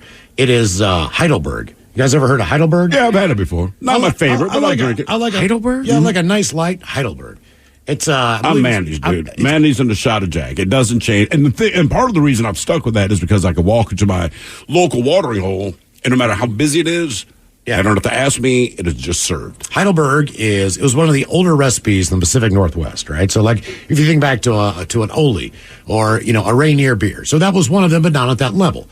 And they had a brewery down in Tacoma, and from what I understand, Seven Seas Brewing Company, who we know, and they listen to the show. They send out socks and all kinds of cool gear. Still have the socks. Yes. They took over that brewing facility. And so they still do their Seven Seas Brewing in that building, I believe, or whatever they do in that building. But they went back and took the original recipe for Heidelberg and started making that again. So all right. The times I've seen it on tap, I'm like, this is just a good, light drinking German-style lager. So that's what I'm reading right now. I've never heard of that. Yeah, if you see it, just give it a try. But that's the one I'm on now. Within a 2-month period, I'll be on to something else. There you talk about cigarettes. Someone here says, how much criticism is still received from the black community for not liking menthols? Brother, when I was in Baltimore, like a guy would roll up, right? Hey, brother, you got no extra smoke, man? I'd pull out the Marlboro Reds, and 50% of the time, they would turn it down. And because if you smoke menthol, that is what you want. And I would have the same problem. If I'm going to bum a smoke from someone, there's a 95% chance they're going to offer me a Newport. And I'm just like, all right. I mean, that was it, man. Man, woman, didn't matter. I mean, I got to say, Baltimore probably has more Newport smokers per capita than any city on this planet. Well, back to the Camel Crush. You can go either way. So in its own way, if you're bumming cigarettes or giving them to other people, I can't say it's not a bad one to get. I had a homeless dude turn my cigarette down. All right, so at this time, I'm super broke, man. I've just gotten out of homelessness myself. So I used to not have a lot of extra cash. Now, traditionally, I'd smoke Marlboro Reds, couldn't afford Marlboro Reds, and I can't remember the name of the brand. It was 3 letters like. Weren't you smoking the U.S. Gold or USA Gold? I would get USA Gold, but there's another one like QC something, whatever, and it was in a red package because they're trying to mimic Marlboro Red. Anyway, fast forward, it is summer in Baltimore. It is 95 degrees outside. It is 95% humidity. It is miserable. And there's a dude, in spite of this heat, wearing a corduroy trench coat. I always remember this, and he's pushing a shopping cart. I'm smoking a cigarette. This guy's as homeless can be. Hey, man, can I bum a cigarette? I'm like, of course. Mm-hmm. I pulled out this generic-ass pack of cigarettes. This dude looked at me, looked down at the cigarettes. He's like, nah, never mind, man. Yeah. I'm like, how cheap are these? This dude doesn't have 2 quarters to rub, and he's like, your cigarettes are so cheap. Yeah. Nah. We got celebrities that have some bad habits. I'll get into that in a second. I got to tell you guys the story of it. It's just, this is how bad it is. So my bad habit that I cannot get rid of is if I'm about to sleep for an hour to an hour and a half, I will get up and I will go downstairs to the refrigerator and I will grab something to eat. What is something to eat? A squirt of mustard in my God. Oh yeah. Whatever I look in, I don't think there's anything wrong with that. A little barbecue sauce on some nuts. Okay, so I this is a problem that I have, and I'm not really conscious of it until I wake up the next morning. So is that a habit or is that sleepwalking? It's definitely sleepwalking, but it's a bad habit that I should not be doing because this is why I took peanut butter. But you're asleep. Out of my house because I'm afraid I'm going to choke and die because I don't realize what I'm doing, even though I am awake and I am functioning. Yeah. And I'm getting myself something to drink, which was the reason I went down there in the first place. So I have to do a colonoscopy. This is my first colonoscopy. This was the day that VD came over to my house. He was helping me put in a sink faucet, right? But I'm taking this clear stuff, and before I started taking this, and I have not told anybody this, but there's a hardware store in my neighborhood called Stoneway Hardware. Mm-hmm. It is so important that you do not eat after a certain period of time. That if you do eat, you have to cancel all of this, and everything that you did from drinking, all that stuff and all the preparation is gone and out the window, and you're going to have to reschedule. I think it was like a $200 fine because everybody's in there and all this crap, which is no money compared to that crap, but all that stuff. So I go to Stoneway Hardware, all right? And they have chains where you can get chains cut. Yeah. So they have like a cutting thing, and you have to get an associate. I got 10 inches of this big lock chain. All right? The guy's like, I got to ask, man, what are you doing with 10 inches of chain? And I'm like, I'm going to loop it around the 2 doors of my refrigerator, and I'm going to buy a padlock, and I'm going to lock my refrigerator door tonight because I'm not supposed to eat after midnight, and I'm a sleep eater. I know that sounds crazy, but I know the only way. You had to chain yourself out of your own refrigerator. I chained my refrigerator door shut. I still have the chain. I still have the combination lock. So 3 years later, I saved it because when I did it this year, I brought it out again. The only problem was it took me a while to find the combination. I knew I put it somewhere. Right. Because it was a combination lock. When I found because the last thing I wanted to do was lock my refrigerator and then not be able to remember how to get the damn thing off when I needed to. Right. And then not have access to my refrigerator and have somebody come in with bolt cutters and cut the damn thing off my refrigerator. That would be kind of funny, though. Yes, it was. I need a locksmith. But I locked myself out of my fridge. But that's what I did. I locked. Hey, but at least you know yourself. That's the important. Whatever you got to do. It's embarrassing. It's ridiculous, but you made the right call. I did, because if not, I would get up and then I knew where my snack drawer was, right? Right. I took all of the things in my snack drawer and put them in the refrigerator. Because if I put it in the cabinet, I remember where I put it in the cabinet. I go up and get it. Oh, there's my Snickers or whatever the hell it is. You know, I'll just grab it. So anything that I could just grab and eat, I put all of that. I put potato chips in the refrigerator. I mean, just dumb stuff, pretzels, whatever I had. I put it all in the refrigerator. And it all was terrible next day. You know, of course. You put chips in the fridge. They're gross. But I felt like even if I throw it away, I'll still dig through the trash I'll can. Dumpster dive. Because there's nothing wrong with it. Because it's still rolled up and it's perfectly fine. It didn't touch anything. I'll just reach in there and grab myself a potato chip or something like that. So I had to strategically make sure that I could not get in there. Hey, but it's the right thing to do. Like, so just know your own weaknesses. You'll do a lot better in life. What is or was your bad habit? 206-803-ROCK. We go to the celebrity world. Brad Pitt, what does he not do? Shower. He does not bathe for weeks. He's notorious. No, he's That is notorious insanity. for that. Like, does it go back to that whole thing about, nature gives us the layer of grease, and so I we're think good to he's go there? lazy because he's and look, this is all secondhand. It's not like he brags about it, but throughout his career, his co-stars, almost unanimously are like, he's disgusting to work with. Not necessarily a bad guy, but just like he stinks. He smells. He won't shower. His stink quote has been so unbearable that his co-star Eli Roth on the set of Inglourious Bastards taught him how to keep himself clean by wiping with baby wipes just to get some of the general smell off of him. Jesus. His excuse is that he doesn't get enough time to take a shower for up to 2 weeks at a time. Also, Brad Pitt does not use soap at all when he showers because he thinks that soap is toxic. Well, there's lots of evidence that All right. it is. All of us that have dropped dead from showering. Yes. Megan Fox. What is Megan Fox? What is her bad habit? She got some gank toes.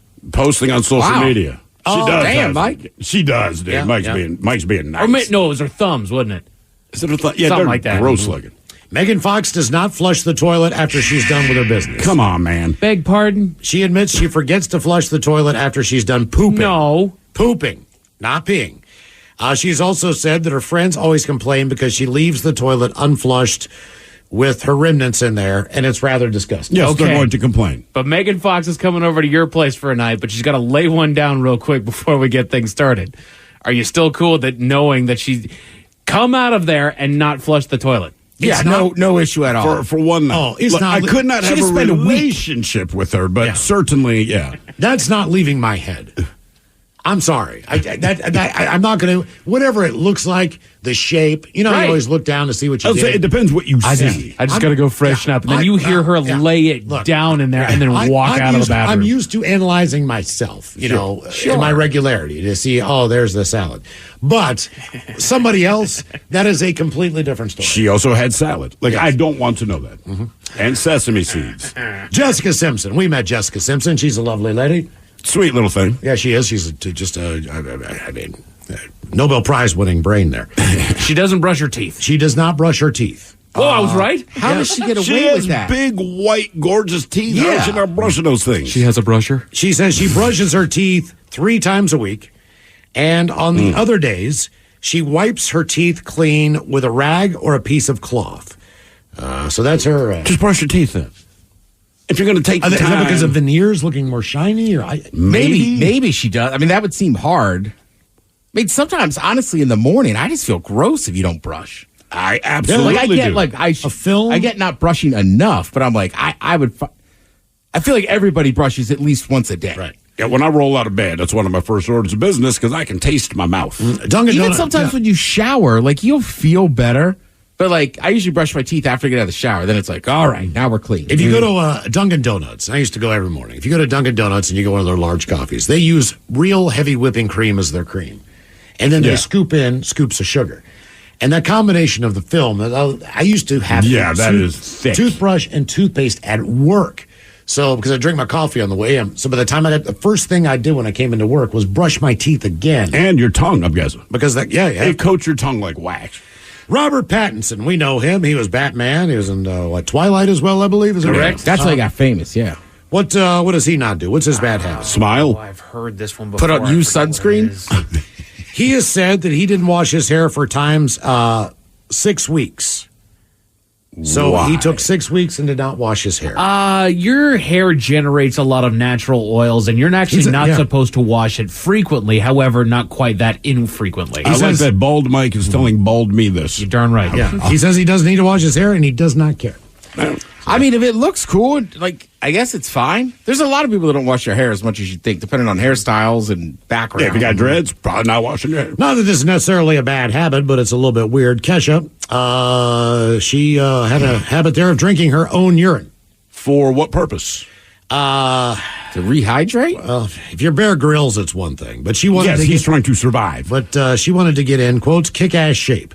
She stopped doing that after she realized that drinking pee does not get anyone into kick-ass shape. Who told her that? You'd had to be a friend who played the prank like Kesha. Hey, man, if you're going on tour, honest to Is God. that some crap that they spin? Drinking your own urine is actually revitalizing nutrients that are coming out of you. No, your body's trying to get rid of it. Right, that's the stuff it doesn't want. Right, it's like eating your trash.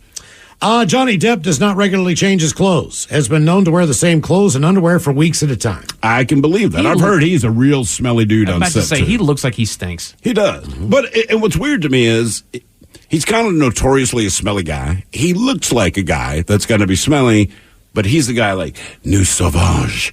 Yeah, whatever. Like, bro, there's nothing about you that I've ever thought to myself, I want to smell like Johnny Depp. And this is based on people around you that go, no, you don't want to smell like Johnny Depp. And I guarantee you he does not care. Have you guys ever, I know he does not care. Do you guys follow Britney Spears or see her post at all on Instagram? I follow her on Instagram all the time. Follow her. I'll click her post when they point out that she's naked. Her bad habit is getting wasted and filming videos. Hey, if you let her. If you pay attention and you watch this. Playing with knives. Because I've noticed this a lot, and now it makes sense. Okay, every video that she starts, whether she's half naked, dancing around, whatever, she has her hands in her mouth like this at some point in time during the video. She is a notorious nail biter. Oh, really? So if you see her like at the beginning like this, you'll always she's actually chewing her nails. I did not know that. She's always got her hand cuffed, and she's got it like she was biting her nails right before she started shooting the video.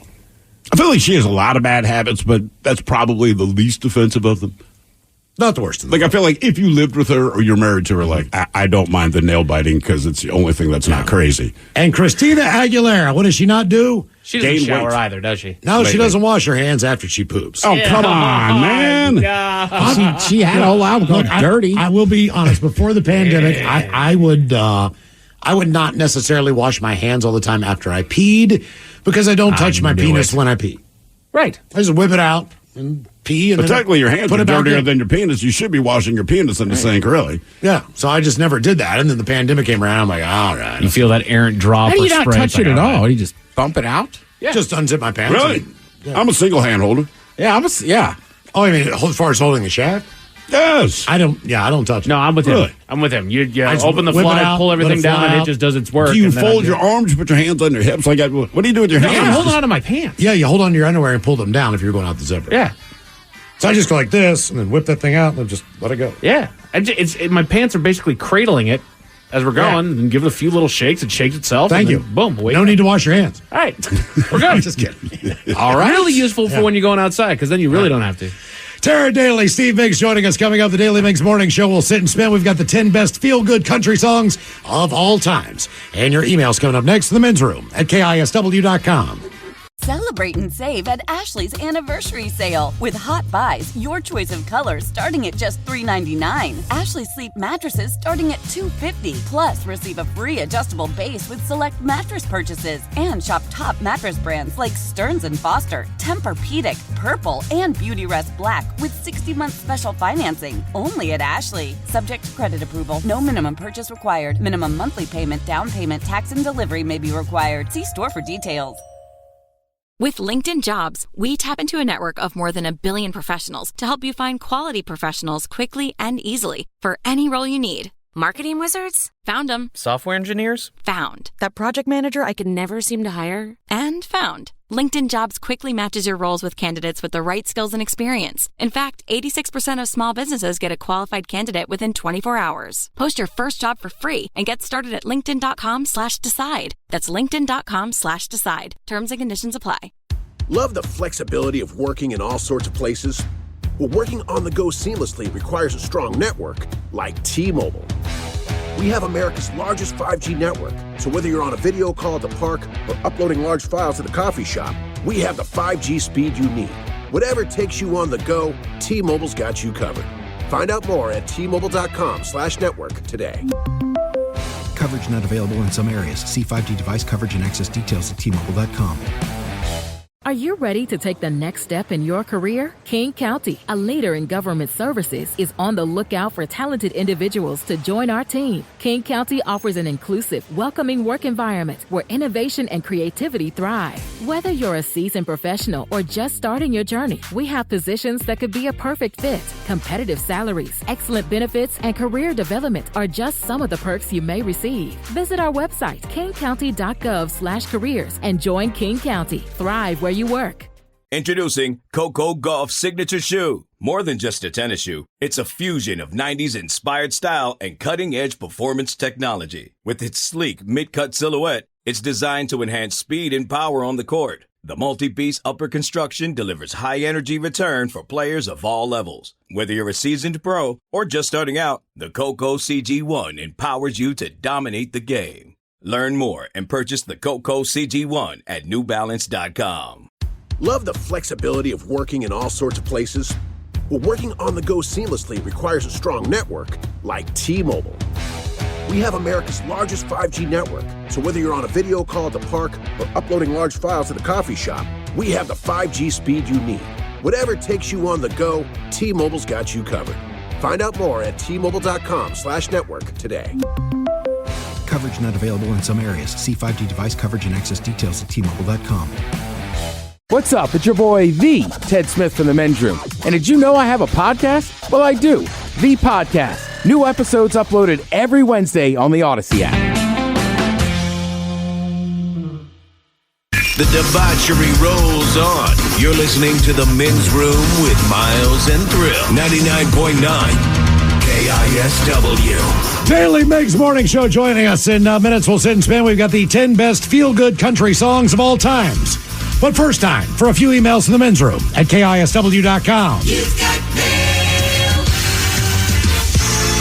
You've got mail. Couple from our question, what is or was your bad habit? This is a pretty deep one here, guys. Fentanyl. I'm one of the rare functioning addicts. I have a great job, a family, and I've died twice. Was brought back as a result of Narcan. I lost my aunt, best friend, due to the same drug. It's an addiction that I struggle with every day. Now I just use enough to keep me well. I do plan on going to treatment as soon as my vacation re-ups because I have bills. I don't want to stop if I were to go to treatment right now. Guys, this drug is no joke. One of the biggest regrets of my life. Another bad habit. I will say, I read an article years ago, and it was like basically talking about heroin and prescription drugs. It was just like, they're like, it doesn't start on the street. No. And this guy was talking about the same thing, like going to work, and then before he realized that he just had to do some in the morning just so he could function and go to work, and he's like, now I don't even have fun. I'm just addicted. Well, it's like oxys, basically. Heroin's illegal. We subtract this one drug. It's no longer heroin. We can prescribe oxys, but it's the same thing. So now I'm addicted to oxys. They cost a lot. Heroin's a lot cheaper. You do heroin. Mm-hmm. But always blame the streets. And like the guy that called about spice, one of our texters made a point of this. The guy that was addicted to spice was in the military. And he said, man, this is why they should legalize weed, because a lot of these guys that get addicted to spice, it's because you have a job, military certainly one of them, where you can't legally smoke weed. So you get this synthetic crap. Well, the same thing with, if you're in the police force or any of these, as far as it's stressful as hell job, but when you come home, you can't smoke a joint to relax. Right. One of the most stressful days that anybody could ever have in any occupation. I would assume doctors maybe the same way. I don't know who gets tested. Do we get drug tested doctors? I'm not sure, but you'd have to think so. I think pharmacists would have to. There's a number of jobs where I don't know, because I don't know a lot of doctors. I have met some doctors in the course of my life that were also surgeons, maybe then to various things. And I'm not talking cigarettes and booze. I mean, illegal substances. Well, dentists and cocaine have always gone hand in That's hand. well documented. That's a little bit different. If you mess up my tooth, okay. But if you kill me during surgery, that's a little different. The anesthesiologist has everything to do with the danger of your dental situation, not the actual dentist. I just wondered if doctors get drug tested. I wouldn't think so. I don't think so. I've never heard of a governing body. I've never heard of it ever being an issue. I think part of that is probably like some of the oath too, right? Like if you showed up to do a surgery and I could tell you've been drinking, sure, it's probably my job, or somebody's job, to be like, hey, you can't do this. Pilots, I'm sure. I would think pilots, yes. Bus drivers, if you're in any kind of CDL unless you're a school bus driver. I'm pretty convinced, man, when I was growing up, looking back. Well, not then, but it's a different era. Most of them are alcoholics. I don't believe they drove us drunk, or I don't believe they drove us very drunk, but two come to mind where I'm like, yeah, looking back, man, you were not in good shape. Speaking of bus drivers, guys, I've had my tongue stud for over 20 years, and I click it against my teeth. It's a nervous tick and a bad habit. It bugs the hell out of anyone with an earshot. The clicking, coupled with my love of drinking straight lemon juice, has led to a lot of dental bills. That from Iris, the bus driver. I have never heard of anyone drinking straight lemon juice. You mean like not on the regular the jar, like the glass jar? That's what I'm assuming. That's super concentrated lemon juice. I think it would have to be the juice out of the little lemon thing. Either way, same thing. Just straight it's to just a smaller container. Well, is it the acid, I guess, in the lemon juice that probably eats away through your enamel?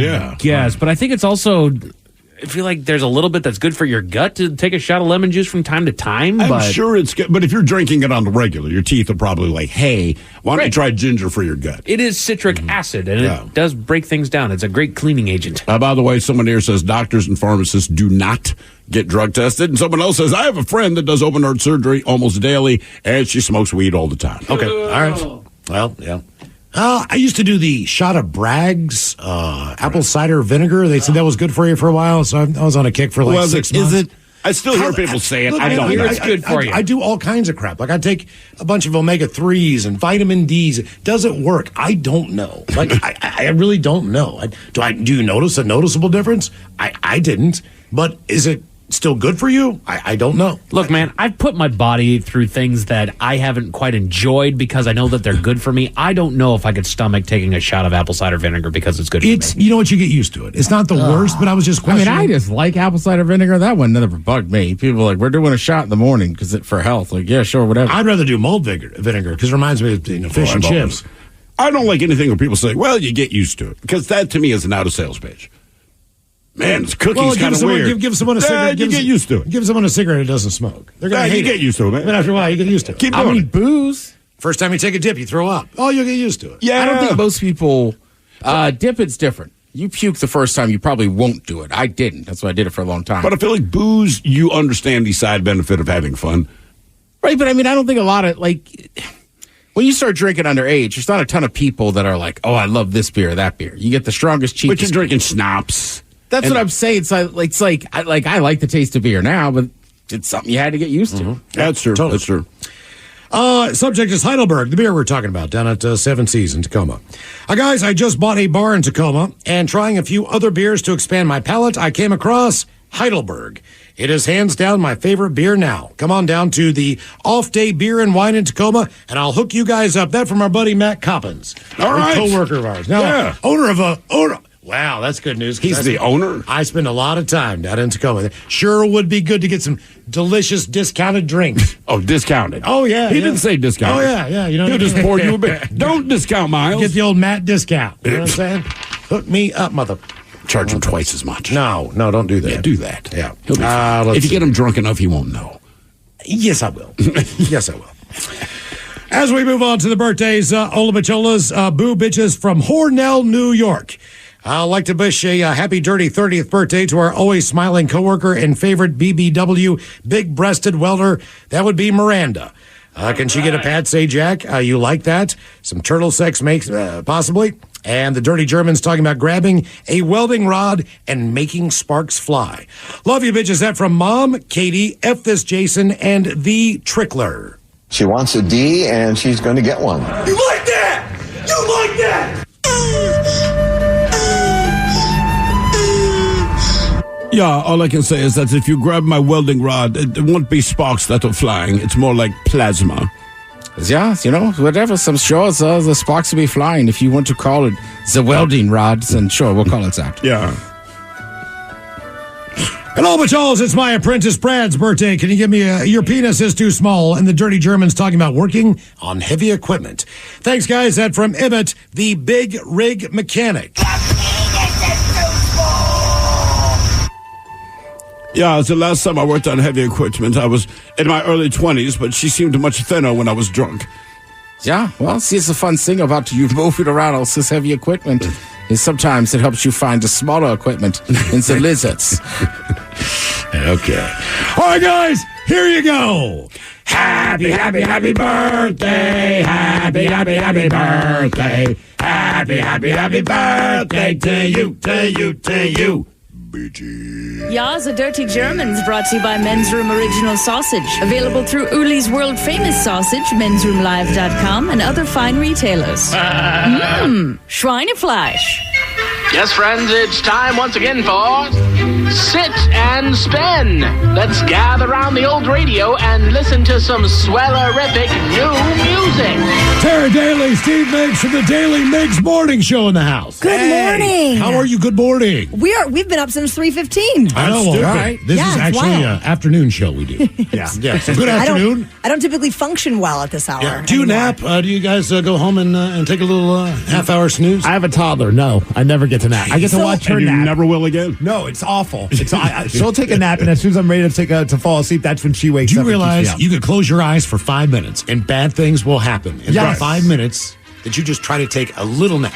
It happened yesterday. I just turned around for like 5 minutes. All of a sudden, she's screaming bloody murder. I'm like, what happened? She dropped this giant jar of peanut butter on her toe. Like, I'm so sorry. And then she's like crying. She's like, where's the peanut butter? I'm like, I got it away from you. It's dangerous, clearly. So my child's in school till 3 o'clock, so I can typically get a nap in. But if I do get a nap, I can't say it out loud because Steve gets very jealous. I see. Yeah, it's a secret No, don't nap. tell him, man. It's a secret nap. Yeah. Did you nap yesterday? No. Of course not. The other three jackasses on the show, they always we send emails to each other what we did, and everyone's like, oh, I napped for 30 minutes, I napped for 2 hours, and I'm like, I still haven't sat down on the couch, and it's 8 p.m. I'm consoling my child to drop peanut butter. Yes. And then when it's 9:30, it's time for you to go to bed. You're not tired for some reason. Right. You can't go to sleep, But you guys touched on this morning. Toby Keith passed away, 62 years old. He was an iconic country music star. 3 decades, I guess, of hits. 20 number one hits or something along those lines. And I don't know, and I'm not kidding. You got, and I knew the name Red Solo Cup. Yep. And then you guys played a snippet this morning. My wife and I looked at each other like, man, I swear to God, I've never heard the song before in my life. That's how cool I am, kids. We've had it on a Bad Choice Friday, I believe, Correct. once or twice. Did we? I'm not sure that one. Yeah. No, I mean, you've heard it. It rang no bells. Okay. I mean, it's barely a country song. It's an anthem. It's like an anthem. It's a rallying cry. Yes. For all the drunks. I believe they're going to use it in Braveheart right before they storm. Not knowing a lot about Toby Keith, but reading a lot about him, it seems like everyone loved him. Everyone looked up to him.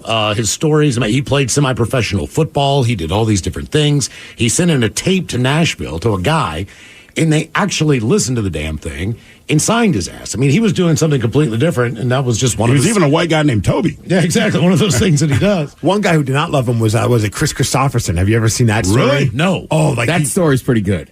I can't even quote it. Why did he hate him so much? They didn't hate each other. They were friends, but it's right. like Willie Nelson's whatever birthday, and they're on stage together. And Toby Keith says something like, none of that liberal BS tonight, Chris. He called him a lefty. Called him a lefty or something. Christopherson basically is just like, what the F you say to me? Like, this is on stage. And then it's like, did you ever wear the uniform? Did you ever go overseas? Like, did you have to kill a man to cash your check and this and that? Like, and this is on stage. Yeah, like, shut the F up. Escalated quickly. That's the show I want to be at. And Willie Nelson's just getting stoned. He's like, well, that was awkward. So it's a sad day in country music, but we've got the 10 best feel-good country songs of all times. Now, I don't have the best library of knowledge on country music. I like what I like, but mine is the Library of Alexandria. It is burned down. There's nothing. I like Chris Stapleton. I like Sturgill Simpson. There's artists. I feel like Zach confident. Brown. You and Mike both look very confident. I know Blake Shelton. So we're going to play the tune. We're going to play the tune and then try to guess the artist. These are the 10 best feel-good country songs of all time. Number 10. Oh, wait. I know it. I know the original. He was Tom Cochran. I know Tom Cochran. Okay. Florida Georgia Line. Oh, is that who it is? I don't know. No, is it Rascal Flatts? It is Rascal Flatts. Taryn, mark yourself down for 1 point. 1 point. 1 point. Okay. Oh, man, I knew the original. What was Tom Cochran's first band? He was in like a band before. Was he? Yeah, he was like somebody before that. Like, I just remember classic rock days. He was like, Tom Cochran was somebody before he went solo. But I have no idea. I don't either. I can barely remember the song. Cochran, Stills, and Young. Never gonna grow up. Never gonna slow. Florida Georgia Line. I know this song. I hear it all the time. Did I just see this guy in concert? I just see that. You can't give him crap about not knowing solo covers. So you don't don't. Ted does not know this one. I know the song because it comes on Country Tailgate Radio. Nickelback. Jake, this isn't Jake Owen. It is Jake Owen. I just saw this dude. Ted, you get a point. Who the hell is Jake Owen? The guy who sings A this. bigger country star than I thought. I saw him in concert down in Did he Houston. play that song? Oh, yeah. I went to the beer line. I was like, I don't care about Jake Owen. Before I could get my beer, I ran back. I was like, I love this guy. These are the 10 best feel-good country songs of all time. Number 8. No shoes. No shirt. Florida Georgia Line. Brooks and Dunn. Wait. I can picture him. Garth Brooks. No. Blake Shelton. Tom Cochran. Is it Luke Bryan? No. It's not John Party. Mike looks disgusted looks with pissed everyone in this room right now. You constantly talk about how his concerts are the best to go to, Ted. Oh, Kenny. Kenny Chesney. Oh, Kenny Chesney. The problem is I don't know his music. I like points. his fan base. They are beautiful country girls. You're not lying. These are the 10 best feel-good country songs of all time. Number 7. Red Solo. Fill you up. Let's have a party. Also a great video. Let's have a party. It sounds like he wrote this for a kid's show, encouraging them to drink. Did he have to cut a deal with the Red Solo company? I would imagine Or did he so. just increase sales for him? You know I what I'm think saying? he increased. I think There's they were a like lot at of school. red cups. There is red specific solo brand, but you can buy those knockoff red. You would think that they would do a tribute to Toby Keith. You know, from a social media perspective. Absolutely. Maybe they will. Solo company, you know. You're right. They should. Yeah. Otherwise, I'm boycotting them. Right, exactly. Use your brain on these moments of opportunity. You know what I'm saying? I'm offended. He's dead. We have an opportunity. That's right. That's Miles in the boardroom. Isn't that what people do these days? Hey, man, he's dead. This is the time to cash How do we in. profit off of it? These are the 10 best feel-good country songs of all time. Number 6. Florida Georgia Line. No, this is Alabama. I got that one. All right. That was quick, dude. Well, because that was in my era. Okay. So in West Virginia, when you go to a bar, there's a jukebox in there. I know this song from those times. It Didn't play too much in Baltimore City. It falls in the 80s window, sure. These are the 10 best feel-good country songs of all time. Number 5. Florida Georgia Line. Oh, wait. No, wait. Oh, Come on now. Is this Hank? And Texas. No. Waylon? King George. George Strait. George Strait. Okay. I'm bad at this game. His brother George Gay didn't do too well. 10 best. I'll tell you what. You've never been as excited as I was on a plane flying into Austin for that national championship. I had this song on like repeat. 3 Bloody Marys. Oh, no. These are the 10 best feel-good country songs of all time. Number 4. Florida Georgia Line. No, is this Brooks and Dunn? Brooks and Dunn along with the 10. Take your time with 10. At 2 apiece. You know me, Country Taryn. Oh, yeah. Did they break up, Brooks and Dunn? I don't know. I think they are. I think you're right. I think it's just done now. Okay, it's all done. They're both done. So Brooks is done, but Dunn is still going. It's like Hall and Oates. There's no Oates now. just Hall. Just Hall. 10 best country feel-good tunes of all time. Number 3. Pour me something tall and Florida Georgia Line. You're going to get one right eventually. They got to It's Jimmy Buffett, right? Feature. Oh. Damn, Mike is splitting So hairs. who sings the... So it's a Chesney. Oh, Is this it's Alan it's a Jackson? Jimmy Buffett. It is Alan Jackson. Okay, that's a hell of a A mullet. Jimmy Buffett feature. Yes. Okay. We want to make Because our when you're song a doing little songs about worse. drinking, you got to add Jimmy Buffett. Well, yeah, especially if there's tequila I'm involved. just glad he finally made it off the Chattanooga. These are the 10 best feel-good country songs of all time. Number 2. And a little bit of chicken fried. Florida Georgia Line. Friday night. Brooks and Dunn. Jeans that fit just right. And Great the song. radio Tim McGraw. Who is it? That's Zach Brown. Zach Brown. Zach Brown. Zach Brown, man. All right, 10's in the lead. 3 to I know 2 that over Mike Terrence. put this on Men's got Room one Radio point. the first go round because I heard it about Did 1,000 he? times. I did. You did? Yeah. I heard it like 1,000 times. Never knew who the artist was. These are the 10 best feel-good country songs of all time, so we made it to number 1. Number 1. Go Brooks. Yep. Oh, turn back with the time. Good call, Terrence. Okay. So no Florida Georgia Line. Tie, huh? 3-3 apiece. They stop feel good music, apparently, Thrill. Yeah, I guess them 10 times in a row. They didn't come up once. No Blake Shelton. Daily Mix Morning Show, you have Steel Panther tickets this You week? know it, baby. I Feel the love those steel, guys. Sticks is in you. Oh, yeah. Greatest I name. don't think Sticks is in the band anymore, unfortunately. No, really? he is. Is Sticks If they still got in rid there? of the bass player, is they don't have gone. Leslie Fox anymore. Oh, Right. Leslie Fox Okay. is not the bass player Yeah, too anymore. much coke, I think, happened to him. Something. Show of the day is coming up. Thank you, guys. You are listening to The Men's Room. Love the flexibility of working in all sorts of places?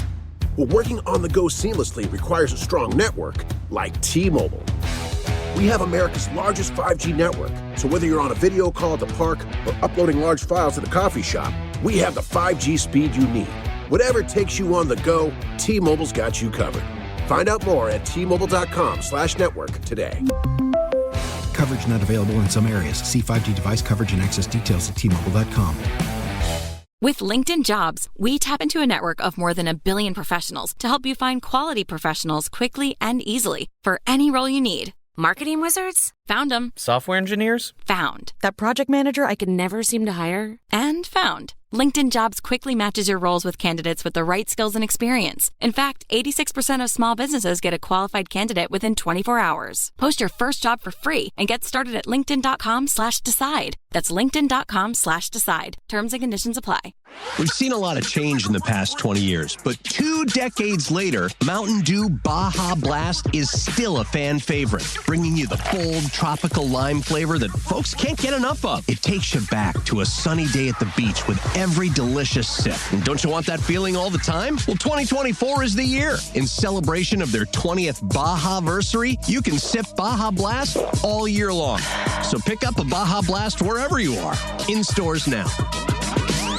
As we start into the new year, a lot of people are looking to get healthier. That includes Hero Bread, delicious real bread with benefits. Hero Bread have just launched their new recipe using heart-healthy olive oil. Hero Bread serves up 0 to 1 grams of net carbs, 5 to 11 grams of protein, and high fiber in every delicious serving. Made with natural ingredients, Hero Bread supports gut health, promotes weight management, and helps maintain blood sugar, all with no compromise on the taste, texture, and bready goodness you expect from your favorites. Now they're listening to their fans and updating their recipe with olive oil, an antioxidant-rich oil that's been shown to reduce cholesterol and minimize the risk of heart disease. Our products are just like the flour-based foods you're used to because they are made the exact same traditional way, using 4 key ingredient components and none of the bad stuff. Try it today with code IHM10 for 10% off your purchase at hero.co. That's code IHM10 for 10% off at hero.co. 99.9 KISW.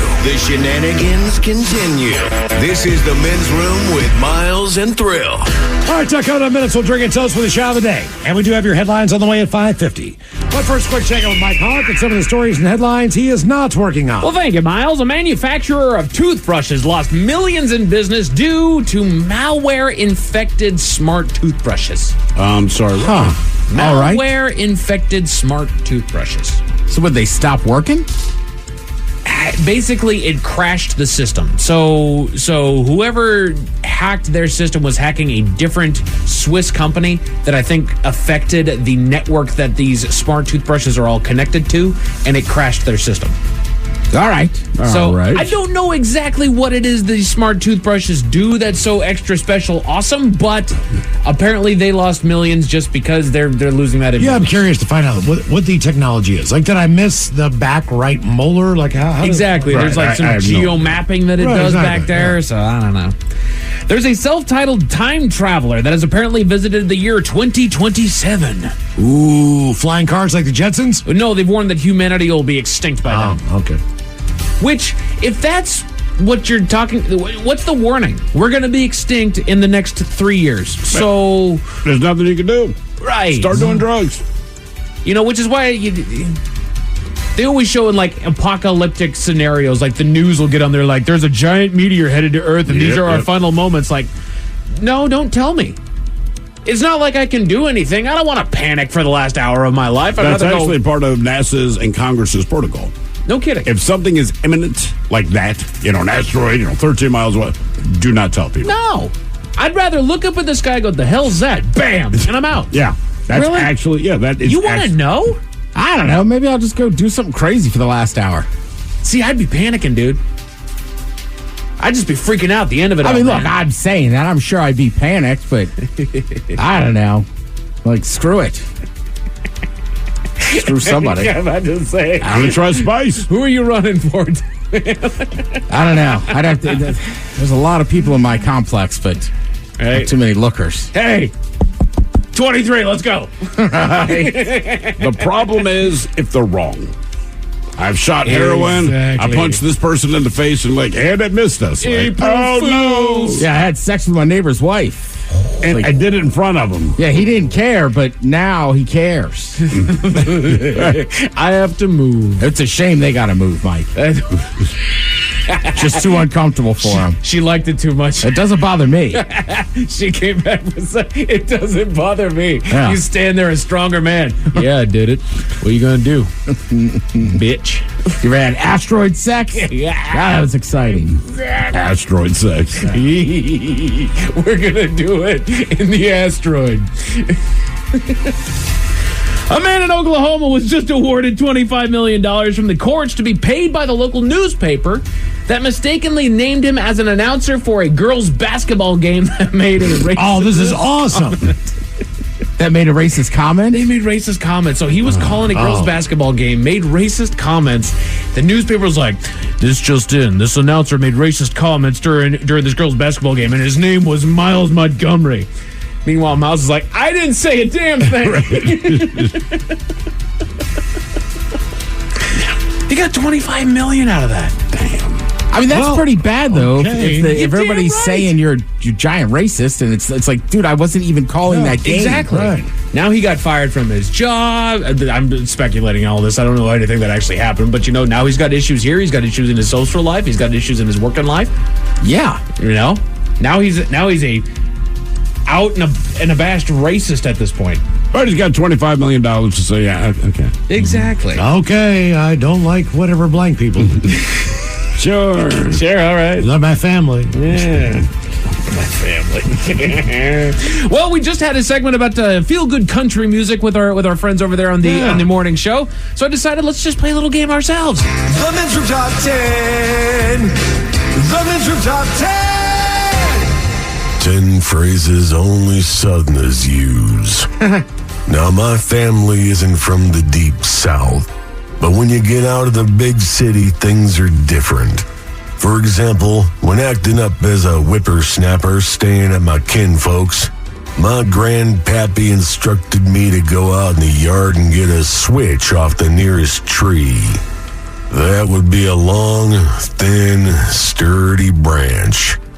And then he proceeded to tan my hide. That would be spank my ass for you lily-livered greenhorn city slickers. Sam Elliott's cousin. Mm-hmm. So these are 10 phrases that only Southerners use. I will give you guys the phrase. Let me know what you believe this phrase to mean. So the last one at the bottom of the list, if the creek don't rise. Anybody know what the phrase, if the creek don't rise? Like, I'll do this unless something major prevents me. Or maybe there's nothing to worry about. So, Thrill, you were closer to it. I would, Yeah, hey, Ted. Hey, are you going to be there on Saturday? If the creek don't rise. Okay, all right. I got it. So barring all right. Exactly. I'm going to be there unless something bad happens. And Mike, I believe that'd be the gotcha, crick. Gotcha. That's probably not a I bad didn't get call. close. I know. Yeah. Is it in the South? What? I know, like PA and stuff is crick. They definitely say crick. You're right, man. They'll go crick down It might there. be crick. They'll go crick down there. In the bayou, Thanks for the swamp Southern grasses. education there, Ada Paul. I got you, Mike. Well, I mean, technically, you're South Seattle. Exactly. You know just about how far south it goes. Right. Technically, Denver's south. Look, dude, last time I was down there at your wedding, I had to stop in my car and watch 300 cattle cross the road. Yeah. So, I mean, in all honesty, I still don't know where the hell you came from, man. I think I was coming from the south in Tacoma. So I was coming up north. I just don't know what road you could have been on. They just opened the gates and all these cows started crossing, and I'm like, I'm going to be late. And they just kept coming, and it's amazing. Like, once one goes across, they all follow. I lived there for 20 years, and I never saw cows crossing. What bass backwards road I told you when I got there, I had to wait for 200 cows. I don't think you were too worried about being late. I saw you show up to the bar. I was drinking a pitcher of beer. That was, yes, you are correct. I made it to the Yellow Beak. Yes, you did. Yes, you did. But I had to wait for them damn cows. Oh, man. Anybody know what a hissy fit is? Oh, and throw a tantrum over sure. That's exactly right. If you live near the coast, your kids throw tantrums. If you live in the south, they throw hissy fits. I don't know what hissy means. It's not positive. No. No. And you would say that more of like I don't know, if me and you were having, like an argument about a sports figure or whatever, like, if I knew you were going to throw a hissy fit about it, right. Wouldn't have brought it up. I think hissy is code for the P word. Right. Can't, never, could. Anybody know what can't, never, could means? I'm guessing they've always sucked at whatever it is someone's trying to do. Hey, use it in a sentence, Mike. It's like a spelling bee. You know what? Even I can't, because they say translation, quit your whining and be more positive. Can't, never, could. Can't, never, could. Yeah, it kind of makes sense. It's like something your little kid's going on about something. You go, okay, can't, never, could. Can't, never, could. And ice skating. It's 3 descriptive words that explain why you can't I've do always something. tried. Right. 1 and 2, can't do it. Can't, never, could. Yep. Can't, never, could. You could never do it? I feel like most little kids can ice skate. What I'm saying is, whatever the they got thing knees, is, that you can. Right. Maybe can't shoot the basketball. A rooster one day and a feather duster the next. A rooster one day. Oh, you can That's go right. from being the top to the bottom. That's exactly You're the rooster, right. you're running the roost, and then all of a sudden, the next day, you're a damn feather Mainly duster. it means don't brag about your fortune now because it could all be gone before you know it. And you become a pillow. Mm-hmm. Feather duster. Feather duster. Feather. Phil. Duster. Phil. One of my favorites, you'll hear it on King of the Hill all the time. I'll tell you what. I'll tell you what. I'll tell you Here's what. my opinion. I'll tell you what. You're about to get their opinion on something, whether you ask for it or not. I'll tell you what. That man down there, he's a doggone jackass. Yeah, I guess that is kind of, they're going to tell you something. Mm-hmm. Or they've already told you something. That was a mighty fine dinner, I'll tell you what. Yeah, you could use it there, too. Give me some sugar. Again, these are 10 phrases. Oh, give that me only some Southerners loving, use. baby. You know it. Bringing in for a hug. Probably means grandma wants a kiss. I don't think that is exclusive to Southerners. Give me some sugar. Sugar just give me a means- kiss. Yeah. Yeah, exactly. Maybe not. I just feel like people say it that, like, they use it. Like, I've heard people in other parts of the country say it, but it's kind of almost tongue in cheek. Yeah, that's fair. If I see a buddy of mine at the bar, like, give me some sugar, baby. Give me some sugar, and then baby. bring it in. Hell yeah. Plum. Anybody know what plum means? Good. I'm plum tuckered out. Very. My neighbor's plum crazy. Completely. Completely. But why plum? I don't know. Because they're in the South, Ted. They're weird. I say there's got to be tuckered out. something, because you're right. It's saying completely something or other, but it's like, right, why plum? I mean, isn't plum also a word used in construction for when something is lined up perfectly? But that's a technical term, I believe. So I wonder if that's where they pull Other it than from. steak Completely. sauce. I'm perfectly. Plums, what do you do with them? Like, I'm trying to think of a practical application. I mean, you just eat plum plums. sauce is normally part of steak sauce. Yeah. Who do you know that eats plums? Like, man, all the I got time, the dude. best plums. Usually, in the summertime, plums are delicious. Usually they grow in somebody's backyard. Like I don't know a whole lot of people that go to the grocery store and get themselves a bag of plums. Yeah. But I know a handful of people where they got a tree in their backyard. Or you get them at like a farmer's market. You're right, though. I don't know that I would go to a grocery store to buy a plum, but I like plums. Right. But you just walk don't out in think somebody's about it. backyard, it's like, ooh, plum tree. I've got one or two. They got those pits. Yeah. The thing is that if it's in their backyard, then they want you to pick as many as you can because they just If end they up want all to over the get rid ground, of them, dude. yes. Hill of beans. That ain't worth a hill of beans. Crap. That's right. It's basically worthless. Hence a hill of beans. Hill of beans. But crap, well, Tell you what, his opinions ain't worth a hill good of beans. fertilizer. You ever been on the phone with somebody from the South and like, all right, let me let you go. Yeah, I'm getting off the I phone. need to leave. Exactly. That means I need to get off the phone. Let me let you go. It's a very nice way of saying phone call's done. Right. I'm done with this conversation. I use that phrase all the time. That's a good one, though. All right, let me let you It's go. a very polite way of saying, like, look, I'm done talking. Yeah. Sometimes, too, it's me doing the talking. I just know, like, we've been talking for a while. Like, all right, let me let you go. Yeah, because I've got to do this. It's always based on me. Sure. Let me let you go because I'm sitting out in front of the grocery store. I got to get in there and buy some crap. Right. Or I see what Ted's saying. If you've been bending somebody's ear for a while, it's like, all right, I'll let you go. Yeah, I use it in both forms. Sometimes I need to go, and then sometimes, like, Jesus Christ, I've just been venting to this person for 20 minutes. Like, let me let you go. You know what I mean? It's like you probably have something else you could be doing. Right. But then the number one phrase that only Southerners use is when you're fixing to. Plan on. I'm meaning to, but I haven't yet. You're going to. Right. And they even say, you're not about to eat, you're fixing to eat. Yeah, and that gets shortened in the cities to Finn. How about Pennsylvania? How about Pennsylvania? Jeet yet? Jeet yet? Yeah, Jeet yet. You on Which tape? means, are you hungry? Have you eaten? Yuntu? Yeah. G-N? I like it. Right, that comment's coming. I'm finna get some cut. Yeah. A man in Michigan was charged with the murder of his roommate, but you won't believe why, Miles. Why is that, Mike? Give you all the details at 5:50. Okay, details are coming up at 5:50. In the meantime, let's get a contestant in line for Profile This at 206-803-ROCK, and if we made it to drinking time. Love the flexibility of working in all sorts of places? Well, working on the go seamlessly requires a strong network like T-Mobile. We have America's largest 5G network, so whether you're on a video call at the park or uploading large files at a coffee shop, we have the 5G speed you need.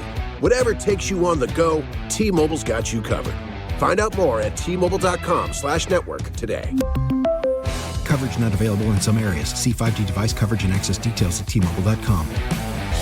Imagine the relief of securing fair compensation for an accident you were in, where the insurance companies aren't dictating what's good enough and your injuries and suffering are truly acknowledged. Whether it's an auto accident, a workplace injury, or slip and fall, Phillips Law Firm has dedicated over 2 decades to ensuring their clients receive the rightful compensation and attention they deserve. Call 1-800-JUSTICE today or visit justiceforyou.com. If they don't win, you don't pay. Phillips Law Firm. Justice for you. With LinkedIn Jobs, we tap into a network of more than 1 billion professionals to help you find quality professionals quickly and easily for any role you need. Marketing wizards? Found them. Software engineers? Found. That project manager I could never seem to hire? And found. LinkedIn Jobs quickly matches your roles with candidates with the right skills and experience. In fact, 86% of small businesses get a qualified candidate within 24 hours. Post your first job for free and get started at linkedin.com/decide. That's linkedin.com/decide. Terms and conditions apply. Yo, next round is about to start. You ready? Yeah, just shopping for a car in Carvana. For real? Yeah, Carvana makes it super convenient to shop whenever, wherever. For real? That's a ton of car options. Yep, and these are all within my price range. For really real? You can afford that? Yeah, with Carvana. And boom, just like that, I'm getting it delivered in a couple days. For really, really real? You just bought a car. For real, and you just lost my turn. Visit Carvana.com to shop for thousands of vehicles under $20,000. With LinkedIn Jobs, we tap into a network of more than 1 billion professionals to help you find quality professionals quickly and easily for any role you need. Marketing wizards? Found them. Software engineers? Found. That project manager I could never seem to hire? And found. LinkedIn Jobs quickly matches your roles with candidates with the right skills and experience. In fact, 86% of small businesses get a qualified candidate within 24 hours. Post your first job for free and get started at linkedin.com/decide. That's linkedin.com/decide. Terms and conditions apply. Love the flexibility of working in all sorts of places? Well, working on the go seamlessly requires a strong network like T-Mobile. We have America's largest 5G network, so whether you're on a video call at the park or uploading large files at a coffee shop, we have the 5G speed you need. Whatever takes you on the go, T-Mobile's got you covered. Find out more at T-Mobile.com/network today.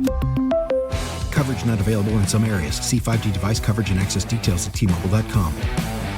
What's up? It's your boy, the Ted Smith from the Men's Room. And did you know I have a podcast? Well, I do. The Podcast. New episodes uploaded every Wednesday on the Odyssey app. Somebody out there deserves to be recognized. And the Men's Room knows just who it is. So to you, we say, bottoms up, sailor. You're the toast of our shot of the day. Drink time it is, and as usual, we head to the drink test and Steve at Thrill Hill to find out who we're toasting. Yes, indeed. And today we toast the authorities of the Indian government in Mumbai, India. After 8 months of detention, they agreed to release a suspected Chinese spy. Now, as the story goes, the suspected spy showed up unannounced. The report in Mumbai.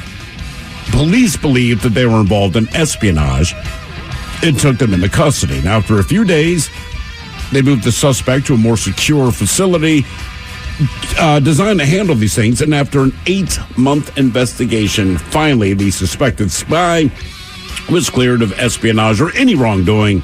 And as of last Tuesday, the suspected spy, was finally released.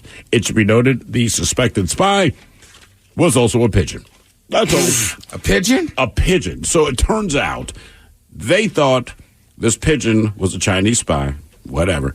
It turned out they found out 8 months later it was a Taiwanese racing pigeon that got blown off course and ended up in India. For 8 months, they had this thing. I don't know what you do with the pigeon for 8 months. Do you slap it around, ask it to probably confess became to friends crime? with it and just kind of hung out. Yeah, I don't know, but they were finally like, okay, it's not a Chinese spy. By the way, China the whole time was like, yeah, we don't really use pigeons, man. We have balloons. We got balloons. At that point, I know it sounds heartless. We got but, people. like, it's a Satellite pigeon. spies. If you thought it was a spy, like you figure they would have just killed it and dissected it to see how it had spy stuff. Kind of would have been my thought, but they actually detained it for 8 months and finally decided, you're not a spy. The pigeon's like, I'm a pigeon, dog. Yeah. I mean, there's carrier pigeons. I guess he could report back. That was their thought. They Seriously, haven't that was their used thought. in military operations. Yeah, that Right, was but the honestly- pigeon doesn't talk. Those No, pigeons but they had carry notes. a note. Yeah. Yeah. I think their thought I don't think maybe, China would send a pigeon, though, with this note that says, I'm a spy. Tell me what's going on. I'm a Chinese spy. I'm also a pigeon. Mike Tyson used to let his pigeons out when he lived in Vegas. I don't know if he still does or not, but he's a pigeon guy. And they would go do their thing, and they would all come back at the exact same time. Yep. Yeah, So- they knew where they got fed, man. Exactly. And that's Mike Tyson. That's crazy. So I before want to come home to Mike Tyson. I know, like, ooh, things must be bad out there. So we pour this booze and we drink this booze because we think it's yummy. Yummy. So over the tongue and down the throat to party in our tummies. Down the hola bitola. The Men's Room presents Profile This. And Stephen Throwhill, could you please, everyone, now profile this is played. I sure can, Miles. It's a simple game where we share with you a real-life news story. Something that happened right here on planet Earth. Earth. And as you listen to the story, based on the stereotypes you believe to be true of people and the decisions that people make, we'll ask you what it is you think makes the story a story. Hello, Morgan. Welcome to the Men's Room. Hello, gentlemen. Hola. All right, Morgan, you understand how this here game is played? Sure do.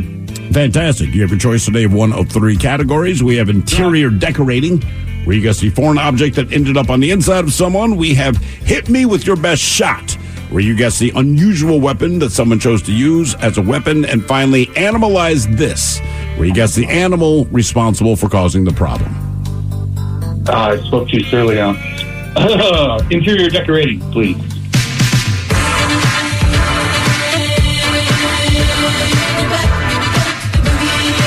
And the song is accurate in this case. Basically, they say there are three golden rules for the 21st century. 1, think carefully about what you read on the internet. 2, don't treat medical conditions with home remedies unless they're thoroughly backed up by science. And 3, above all, don't put things up your butt. Now, doctors have apparently had to warn against online quacks claiming that sticking a specific product up your anus can treat hemorrhoids, a.k.a. piles, an irritating condition that involves swollen veins forming, but we know what hemorrhoids are. So according to Wales Online, as well as a number of other local news outlets in the UK, an unidentified website has been advising people who have hemorrhoids to stick this specific thing up their anus to help soothe the pain and discomfort. Medical practitioners definitely advise against placing this up. Definitely advise against placing this up one's butt. As per theory, this product will help to constrict blood vessels in the anus and reduce swelling. That's the idea. Now, aside from the fact that you should be very careful about what you put inside of your body, wherever the entry point may be, there's zero hard evidence that says this can help reduce any pain associated with hemorrhoids. It also runs the risk of introducing bacteria and other pathogens into the body. So if hemorrhoids are severe enough, they can be treated with surgery or procedures such as a rubber band ligation. However, the go-to treatment, typically using creams and all that kind of thing that you can buy at the store. Now, this might seem obvious to you and me, but some people took the home remedy suggestion anyway. The question is, what are they slipping up their backsides to quote-unquote cure hemorrhoids? Was it toothpaste? Was it Epsom salts? Was it frozen potatoes? Or was it Tide Pods? So toothpaste, Epsom salts, frozen potatoes, or Tide Pods. What have people in the UK been slipping up the backside thinking it'll help cure their hemorrhoids? Yeah, my first thought was the salts, because you do the bath with that and all that. Yeah, but I feel like I'm with you. I grew up on that stuff, but I feel like that'd be like a soak in the tub with the Epsom salts. which I think they might already do for hemorrhoids. They do. Trust me, that saved my life. But it's not the same as sticking it up on the backside. Correct, because they're a bad idea. So it's salt, and it's a lot of salt. And we know that you can, so you got to be careful with that. Yeah, but none of these make sense. You know, Morgan, because it's so dumb, I'm going to go Tide Pods. Ugh, that is dumb. Are any of these good? Do any of these strike you as a Well, good idea? Epsom salts make sense if you don't put them inside of you. Right. If you don't. The problem is they're saying to put this toothpaste inside makes of sense if your breath stinks down there. Yeah. I don't know why. Maybe just because it's UK. I'll go with a frozen potato. Frozen potato. Okay. Because you just said frozen potato, so it could be any shape of a potato.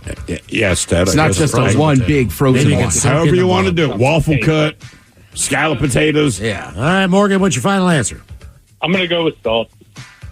You're going to go with Epsom salts. Okay. Epsom salt. All right. We're going to find out what doctors recommend to not put in your backside. Is it toothpaste, Epsom salts, frozen potatoes, or Tide Pods? We'll find out next.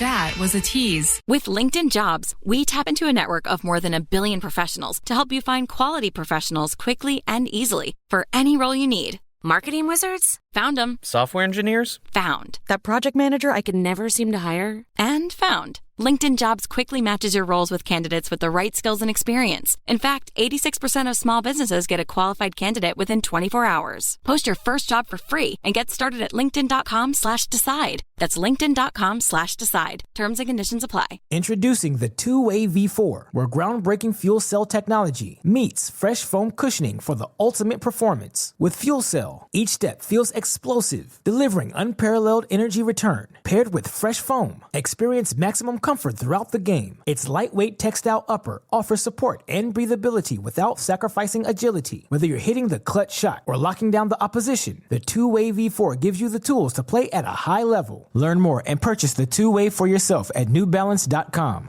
Love the flexibility of working in all sorts of places? Well, working on the go seamlessly requires a strong network like T-Mobile. We have America's largest 5G network, so whether you're on a video call at the park or uploading large files at a coffee shop, we have the 5G speed you need. Whatever takes you on the go, T-Mobile's got you covered. Find out more at T-Mobile.com/network today. Coverage not available in some areas. See 5G device coverage and access details at T-Mobile.com. Coastal Farm and Ranch, we're just what the country needs.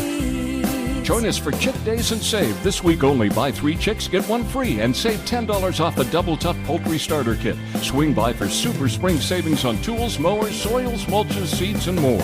Coastal Farm and Ranch, we're just what the country needs. Get more spring essentials for less, now through March 19th. 99.9 KISW. We return to the men's room with Miles and Thrill. All right, categories: interior decorating on profile. This doctors are dealing with people who are having a hemorrhoid problem, but I guess they're either going with an online hack or something they if heard. you have hemorrhoids, somebody went online and suggested something stupid, because like a lot of things, you go like, I bet you if I do this, people will listen to But me. people picked up on it enough for doctors to say, hey, please don't do this. It's not good for you. It does not work and can make things worse. So the question is, in the backside, were they recommending you use toothpaste, some Epsom salts, frozen potatoes, or Tide Pods?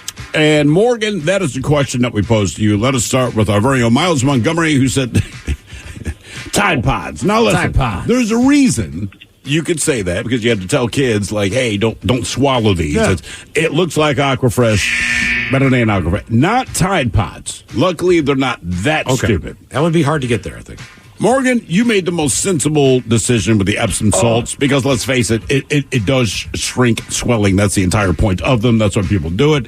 So why not just insert it directly up there? However, it was not Epsom salts. Don't be upset. That's actually a good thing. And Ted, you said, it's England. I'm going to go with potatoes, because you can make it any shape or size. Potatoes! Yep. They specifically, to make it more comfortable for people, they did say frozen potatoes, but they said cut up frozen French fries, homemade remedy. Yeah, homemade chips. Right, and then slide them on up there. So doctors said, we did not know you were dumb enough to believe that. Don't do that. And that's where the cyanobacteria. You take a frozen raw potato and stick it on the backside, nothing good is happening.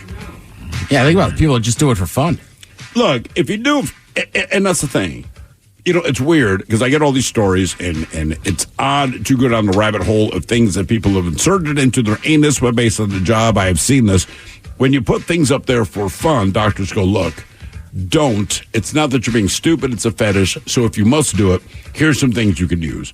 With this one, they go, this is not a fetish. This is just bad medical advice.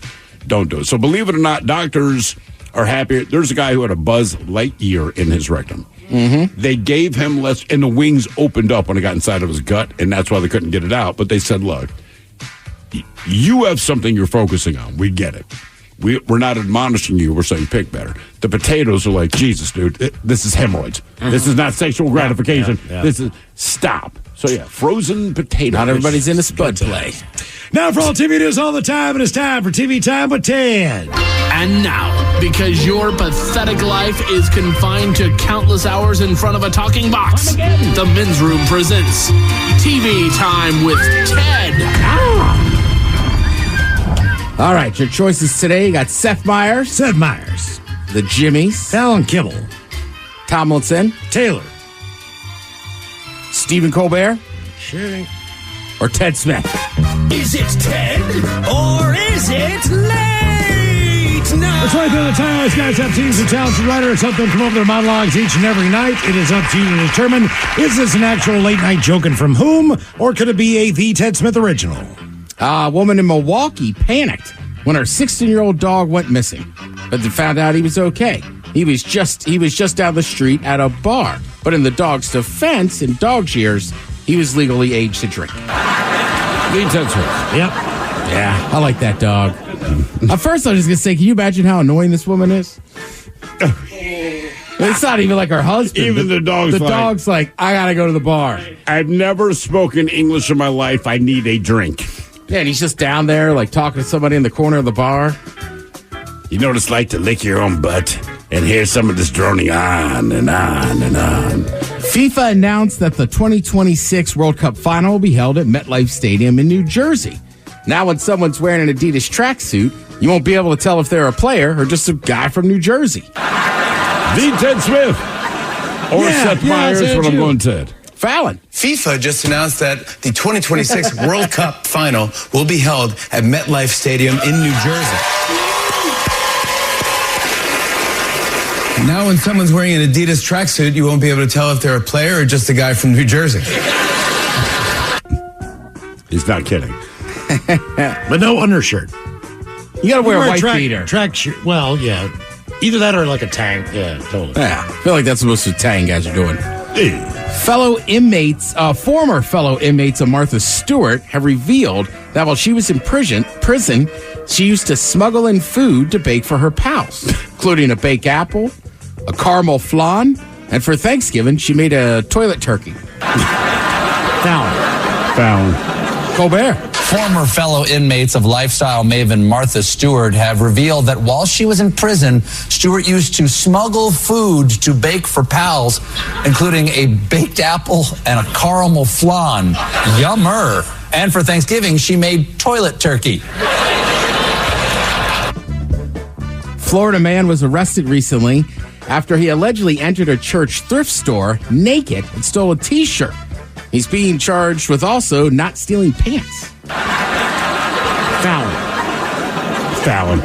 Seth Meyers. A Florida man was arrested recently after he allegedly entered a church thrift store naked and stole a T-shirt. He's being charged with also not stealing pants. I just at a thrift store over the weekend. Bought a football.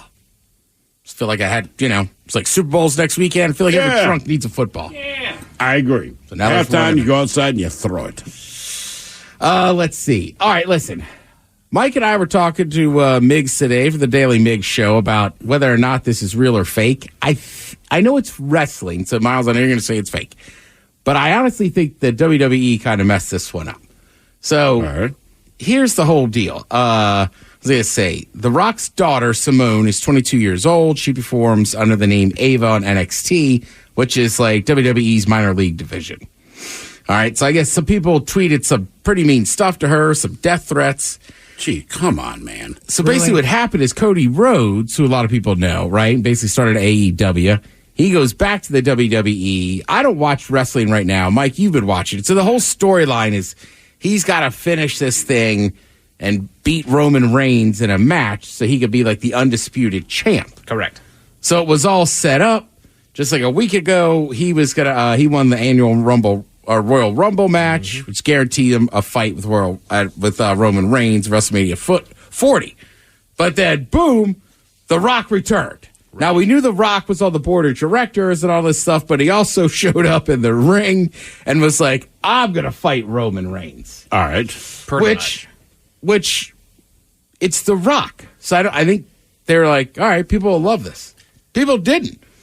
And it's like wrestling fans for years, because they're cousins. So people wanted to see The Rock and Roman Reigns wrestle. Okay. They've been waiting years for it, but they also love Cody Rhodes.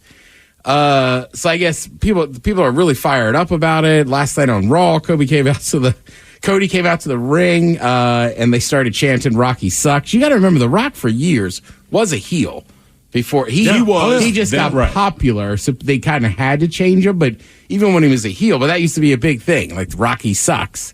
Right. So now it's back to that. Obviously, you don't need to send death threats to his daughter or whatever. No. I saw, what was Steve telling us? I guess Cody Rhodes tweeted out something like, it's okay, like it's all in the plan. I know it's wrestling, it's often fake. I honestly think they just didn't think anybody would mind because it's The Rock. But like we were saying, that's what I think. The Rock's so big now, I think people are, there's nothing wrong with The Rock. It's just like, all right, enough. But if you're into wrestling, The Rock is someone who was here and he was great, and we were the launch pad for him to do other things. And I think at this point, but we're back to wrestling. Well, and make no mistake, when The Rock came out, the crowd did lose their minds because the crowd does want to see The Rock. They still like seeing him out there, and they still lost their minds. But it was after a while that everybody started thinking, like, wait a minute, this means that you're taking Cody's shot. And the thing with Cody Rhodes is that he was in the WWE. He is the son of Dusty Rhodes, who is a famed, beloved wrestler from back in the day. And the title that he's going for and his brother was Goldust. Right. And his dad beat the undisputed champion, but he beat him due to a count out. So while he beat him, he didn't officially get the title. So this is the title that his dad never got, and he's going to finish the story and get the title. Vince McMahon, basically, the McMahon family didn't like the Rhodes family. Correct. But the Rhodes family was already massive in regional stuff, so they kind of had to deal with them. Right. So that's, as Mike's saying, that's part of the storyline, too. It's like, all right, now they're just going to screw over the Rhodes again. Well, exactly. It's not that wrestling is wrestling, but it's also scripted. Yeah. It's very physical. Like, it's one of those things where, like, it does take a toll on your body. There definitely is athletics involved in wrestling. I'm not saying that. I am saying that through the WWE and Vince and all that stuff, it seemed like, obviously, storylines, they're doing a soap opera for dudes. 100%. And for women who enjoy wrestling. So, it's not that I don't think that The Rock can come back and be the heavyweight champion of the world. He's also involved in the UFL. He's on that board. He owns most of that stuff. Yeah, absolutely. He was also a defensive tackle for the University of Miami. He was behind Warren Sapp. He played in 8 games his senior year. I want to see him suit up and play DT in the UFL. You want to prove something to me? You're all jacked up. You're big. I know you're in your 40s. Go out play defense. He's in his 40s. Go play. I know, but you can still go out there and try to play defensive tackle for a UFL team for at least a series. I'd love to see that. I would watch that game. But that would cheapen the product. The problem they're trying to do something. I understand that. You're absolutely right. As far as the gimmick goes, to get people to watch, to get people interested. It's not worth it, dude. The problem here's how I describe the problem with this thing, because like you said, the WWE fan base has wanted to see The Rock versus Roman Reigns because there's this whole bloodline that they are related. They are two massive wrestlers. They want to see them fight, but it's just not right now. Imagine you watch the entire original Star Wars trilogy. You get to the end. They're about to beat the Emperor, and then Sauron from Lord of the Rings comes out. It's like, actually, I'm going to beat him. Like, this isn't the movie that we've been watching for the last 2 years. That's exactly. It'd be like this. It'd be like this week. All of a sudden, like today was media day, I think, right? Mm-hmm. At the Super Bowl. Yeah.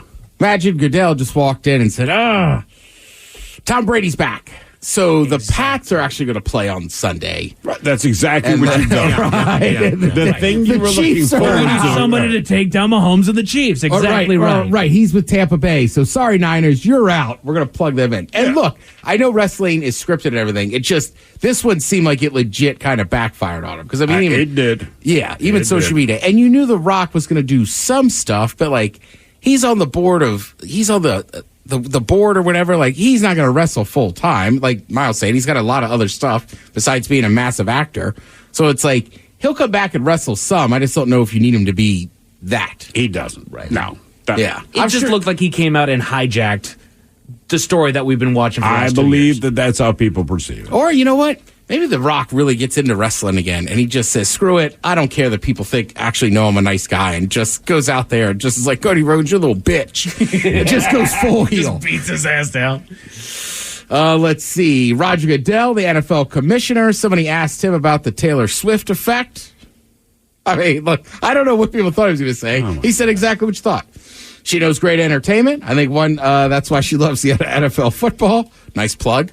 It's great to have her be a part of it. Obviously, it creates a buzz, creates another group of our young fans, which I That's agree what with. he cares about. Like, Yeah. look, man, she's on screen for 28 seconds. Fake football fans care, real ones don't. But the beauty is, she has hundreds of millions of fans that are now paying attention to my product who did not care before. Like, hell yeah. That's money in the bank, brother. Yeah. He just can't say it in those terms, but that's what he means. Yeah, and why not? If it gets somebody more eyes on the sport you like, go ahead. Well, if they do it, then Rhodes needs to jump in the ring and beat the hell out of whoever won to continue the storyline. Maybe. Taylor Swift's not going to be there, though. No. Obviously, Roger Goodell denies anything scripted by the NFL. Oh, my God. I mean, he kind of has to, right? Do you? In the conspiracy theory world we live in, maybe so. I know what you mean. I know what you mean. But I'm at that point where it's like, I've stopped. Like, you know what? You're absolutely right. We scripted this. We hired all of these players to absolutely say, you know what? I'm not going to the Super Bowl this year, Coach. I'm in. I'm here to script whatever it is you think the bigger agenda is, which I'm not sure what it is. I just feel like with the conspiracy this one is theory, that Taylor Swift will get more people to vote Democrat. Oh, that makes complete sense. Yeah, that really makes absolute sense. That theory, there's a couple other things people talk about all the time. Just, you got to think about like you're saying, the other effect. So we'll just use this example as football. Like, do you think Lamar Jackson and the Baltimore Ravens were like, cool, right? No. We'll throw the games. This right. happen. Obviously, like, some of the stuff can't be scripted because the other teams have to lose, and that's not competitive things. And there's whatever. The fact that we even have to talk about this, it's amazing. Blows it's my mind. Absolutely amazing. Be stupid on your own time in your own place. We should pay teachers more. No kidding. This won't shock you. Super Bowl ads are more expensive than ever. $7 million for a 30-second spot. 30 seconds. In game. $7 million. Damn. Go for 28 seconds. Million. Logo. I mean, look, for some companies it works, right? So if you're Dorito, Frito-Lay, Budweiser, you have the money, you do your thing because we're waiting for your commercials. But there's a few companies that made or broke their ass, right? Monster.com. They took it's not a guarantee, but they took all the money they had, however many years ago it was, put it into a Super Bowl ad, and it helped them out. And I think Pets.com was the one that it hurt. They killed themselves. Yeah, there's honestly more cases of it helping. So Absolutely. even in this article, they're saying, like, is it worth it? The New York Times says they think so. Basically, here's the deal. With all these streaming services and everything else, like, there's very few times where you have all the eyes on the same thing. Yes. Even people you might DVR or record other sporting events, you probably won't with the Super Bowl. So that's why the New York Times was like, this is the one time where all these eyes are going to be on there. Remember, I want to say... Internationally. Right, because the number one viewed anything is the World Cup final for soccer. Number two is the Super Bowl. And we're the only country that really has a serious... I mean, look, Canada's got a league... There's other places. We saw in Germany, they're starting, but it is wild how popular the NFL is for basically just an American sport. Right, a sport that no one watches outside of the Super Bowl. of this country. And you're right. You're going to see all the standards. There's going to be Bud. There's going to be a massive Of Bud course. Light commercial. There's like Doritos, Fritos, Tostitos. I don't know. I'm some pizza company. I don't know who's the pizza company this year. Who do you predict? Yeah. Little Caesars? I'm going to call Pizza Hut. I feel like Pizza Hut? I feel like they're a guarantee. I just feel like when you watch football, it's like pizza, trucks, beer, wings. Right. Oh, ED drugs. It's the truth. Yeah, exactly. You're right, dude. You're right. Thank you, Tim. We appreciate it. You're listening to The Men's Room. Selling a little or a lot?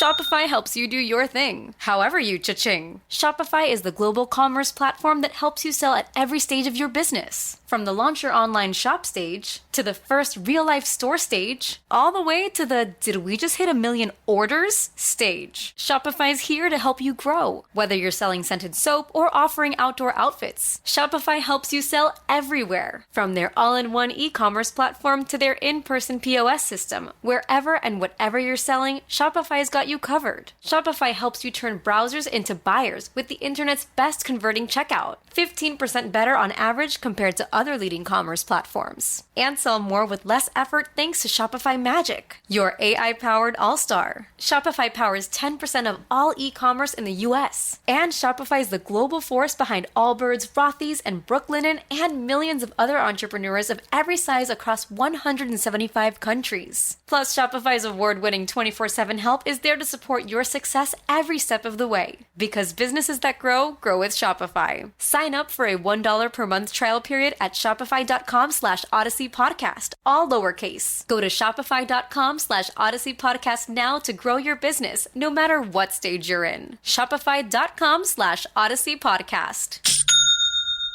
Shall I take your order, or do you need a minute?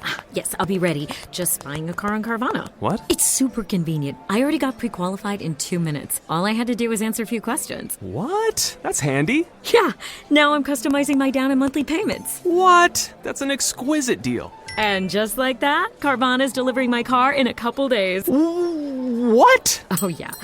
Sorry, I'll have the burrito. Visit Carvana.com to finance your next car. Financing subject to credit approval. Delivery fees may apply. Celebrate and save at Ashley's Anniversary Sale. With Hot Buys, your choice of colors starting at just $3.99. Ashley Sleep mattresses starting at $2.50. Plus, receive a free adjustable base with select mattress purchases. And shop top mattress brands like Stearns & Foster, Tempur-Pedic, Purple, and Beautyrest Black with 60-month special financing. Only at Ashley. Subject to credit approval. No minimum purchase required. Minimum monthly payment, down payment, tax, and delivery may be required. See store for details. Shall I take your order, or do you need a minute? Yes, I'll be ready. Just buying a car on Carvana. What? It's super convenient. I already got pre-qualified in 2 minutes. All I had to do was answer a few questions. What? That's handy. Yeah, now I'm customizing my down and monthly payments. What? That's an exquisite deal. And just like that, Carvana's delivering my car in a couple days. What? Oh, yeah. Sorry, I'll have the burrito. Visit Carvana.com to finance your next car. Financing subject to credit approval. Delivery fees may apply. The Men's Room returns with Miles and Thrill. Now, let's see what's happening in the real world. All right, here we go. Colorado man is arrested after going wild and sees cops give him the finger. Meanwhile, a Florida man gets pulled over with coke, meth, and weed for a binger. Michigan man loses life after eating roommate's Taco Bell. An emo wondering in Kitsap County he has a new home and is doing well. And a man learns to never let a chihuahua lick your face. It is time for headlines. Now, it's time to hit the headlines. Here's my cop. All right, our top story. We go to Michigan, where police got a call about a murder. The story goes that a pair of housemates heard a commotion between their other two housemates and rushed to the scene when it sounded like it was turning violent. The pair made it to the room where they saw their roommate repeatedly punching the other elderly roommate in the head, and was reported that he later passed due to his injuries. Jeez, man. The aggressive roommate was booked by police and denied bond before his trial, but what was it that set him off, Miles? I don't know. He believed that the now deceased roommate had stolen his Taco Bell. Oh, my God. Come on, man. His Taco Bell. They were also in a group home. Right. With a bunch of people. So it wasn't like two guys living in one apartment. It was an entire home. It was a handful, so right. There's a lot of communal refrigerators, all those things. There's a lot of people you could blame. He blames this guy. Right. That guy's like, I have no idea. I didn't do it, man. What do you think it was, though? What would get you from Taco Bell so enraged? I don't know if they still do it, but the Mexican pizza. I was about to say, it's got to be the Mexican pizza. It's back. Is it back? Yeah. I did enjoy that, man. Right, they made it kind of a semi-permanent, it's there until they say they're taking it away. Now, Now, that's right? No, I think that one just legit came back. I would not kill a man for that. I would be upset. Sure. But I would not kill you. I mean, I think it my depends. Cinnamon Toast Crunch, I'll kill you. It depends on the time of day. Judging your level of homicide toward eating your Taco Bell. Correct. If I've been out, like let's say there's been a Seahawks game on, I've been out all day getting after it. And that Taco Bell's sitting there waiting for me, and I get home. Now it's not there. Now we got a problem. Now we got an issue. Yeah, that's problematic. You do get very demanding of your Taco Bell after a night of drinking, Ted. Right? Yeah. In other news, somebody eats it all. Damn right. Insane story out of Denver. An officer had a bad night on the job. They got a call about a man causing a disturbance in the area and arrived to find him standing over a woman on the ground, seemingly poised to fight.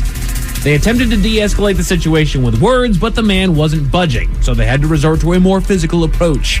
They were eventually forced to bring the man to the ground to handcuff him, but before they could get him subdued, he rolled onto his back, grabbed the hand of one of the officers, and proceeded to bite the tip of his finger off, severed it, turning his head and spitting the chunk of finger out. He was eventually arrested and now faces several charges. Yeah, don't do that, man. Yeah, it's a bad call. You're making it worse. You're making it worse. Yes, you are. To Florida, where a traffic stop for one man just kept getting worse.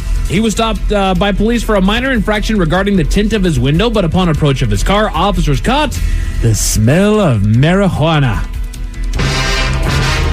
Thank you. They asked the driver to empty his pockets, which he did, and it did indeed turn up a small baggie with weed inside, which they might have slapped him on the wrist, they might have let him go, but officers noticed another bulge in the man's jacket. Oh, in his jacket. In his jacket, yeah. Okay. Yeah, a little bit higher up. It's in his jacket. All right. Okay. He complied and pulled the bulge out. Didn't think about that when I wrote that. Which contained a glass pipe and a couple baggies, one with a crystal substance and the other with a white powdery substance. He was then arrested and faces charges. Yeah, it's going to happen. Right. At least he just gave it up. You know, Right. I have nothing else on me. Like, spread your butt. No. And you got to hope that there's at least a little bit of leniency as far, he's not going to get any extra added charges. And maybe that's just what it is. If he was difficult about it, then they just throw the book at him. But this one's like, dude, I got to hit you with this, but I got to do it, but thank you for not making this stupid. I appreciate you making my job not more difficult than it already is. You know what? I'm going to loosen the cuffs a little bit. We're going to let you sit nice and comfortable in the back. Right. We're just going to run you through here real quick. You want some Dairy Queen, bro? Just some Dairy Queen. Want snack? Want soft and chewy? Dude, I wonder if that happens. Like, hang on, man. You want us to stop real quick before we get there? I'm starving. You want we Blizzard? got to do all the legal stuff, Right. but Like, it's going to be a minute when we get back to the station. You want a beer when we get in there, dude? yeah, just get yourself something good, man. It's going to suck for you, but we appreciate Right, it. it's on me, man. Hey, appreciate you making it in the night. We go to the Canary Islands, where man's best friend nearly became man's death sentence. This is kind of weird. This is weird. A man in his 70s went to the hospital with shortness of breath and a cough that wouldn't quit. He ended up spending 3 weeks in the hospital due to this, eventually developing sepsis and needed an oxygen mask to help him breathe. He was able to recover from his ailment, and it was determined that he had contracted a rare bacteria that they believed that he got from his chihuahua. Kisses to the face. The bacteria can be found in dogs' mouths, and they believe that he got it after receiving a kiss from his beloved pup. And Steve, you might actually be accurate on that one. Probably was more towards the backside. The dog cleaned himself and I then would kisses think your so. face. Yeah. Well, this has happened before, right? Yeah, Don't they it say has. don't let dogs go crazy kissing you on the face? Sure. Because of that bacteria, man. You don't want that. Damn, dog. Just in case that story left a bad taste in your mouth. Thankfully, there's good news. Right here in Washington State, an emu is in safe hands. It was found wandering out and about in Kitsap County and was taken in by Washington State Patrol and Kitsap officials, and an investigation began as to who owned the Australian bird. After 72 hours had passed, nobody came forward to claim the animal, and it was released to Center Valley Animal Rescue right there over on the peninsula. That dude knew he didn't want that emu anymore. That's exactly what I How thought, do you have a random emu and kids have kind of like, not mine. Right. I mean, It's I like dumping- lost one, it's but like- I doubt it's like that dumping- one's It's like mine. dumping a mattress on the side of the road. Not mine. Come on. Like, I feel like we do have emu farms around here. Like, we do. We've gotten emu meat before, so it's like... I just can't believe Doug did this to emu. Right? The hell, Doug. He's getting fired, man. Elliot Doug is emu. getting fired. Doggone it, Doug. Oh, goodness. Sports. Look out. Realized I hadn't hit my button yet. My bad. Action. Not much on local tonight, but you've got basketball over on TNT and college hoops on the ESPN channels as well as FS1. As far as your weather, we're dipping down to 40 degrees tonight and in tomorrow where we can expect a high of 48 degrees and some clouds, but it looks like it's going to stay dry for us tonight. All right. Yeah. And that is it for your headlines. With that, Mike Hawk is out. Thank you so much. Kevin Deere's up next. Yes, indeed, it's all true, but in the meantime, well, we be all about this bitch. So until next time, please, do what you do best, and for Aletha's sake, stay beautiful. The Men's Room has been taped before a live studio audience. Wardrobe and makeup provided by Mantastic Limited. This has been a presentation of the Men's Room Radio Network. Oh, man! A Double Flush production.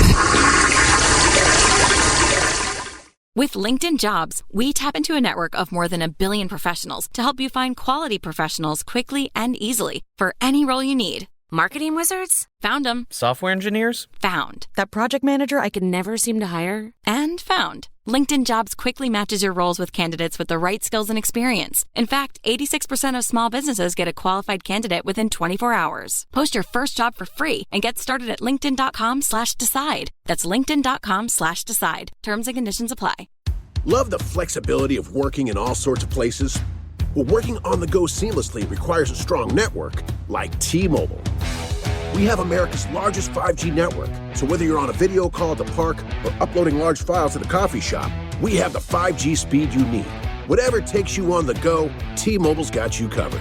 Find out more at T-Mobile.com/network today.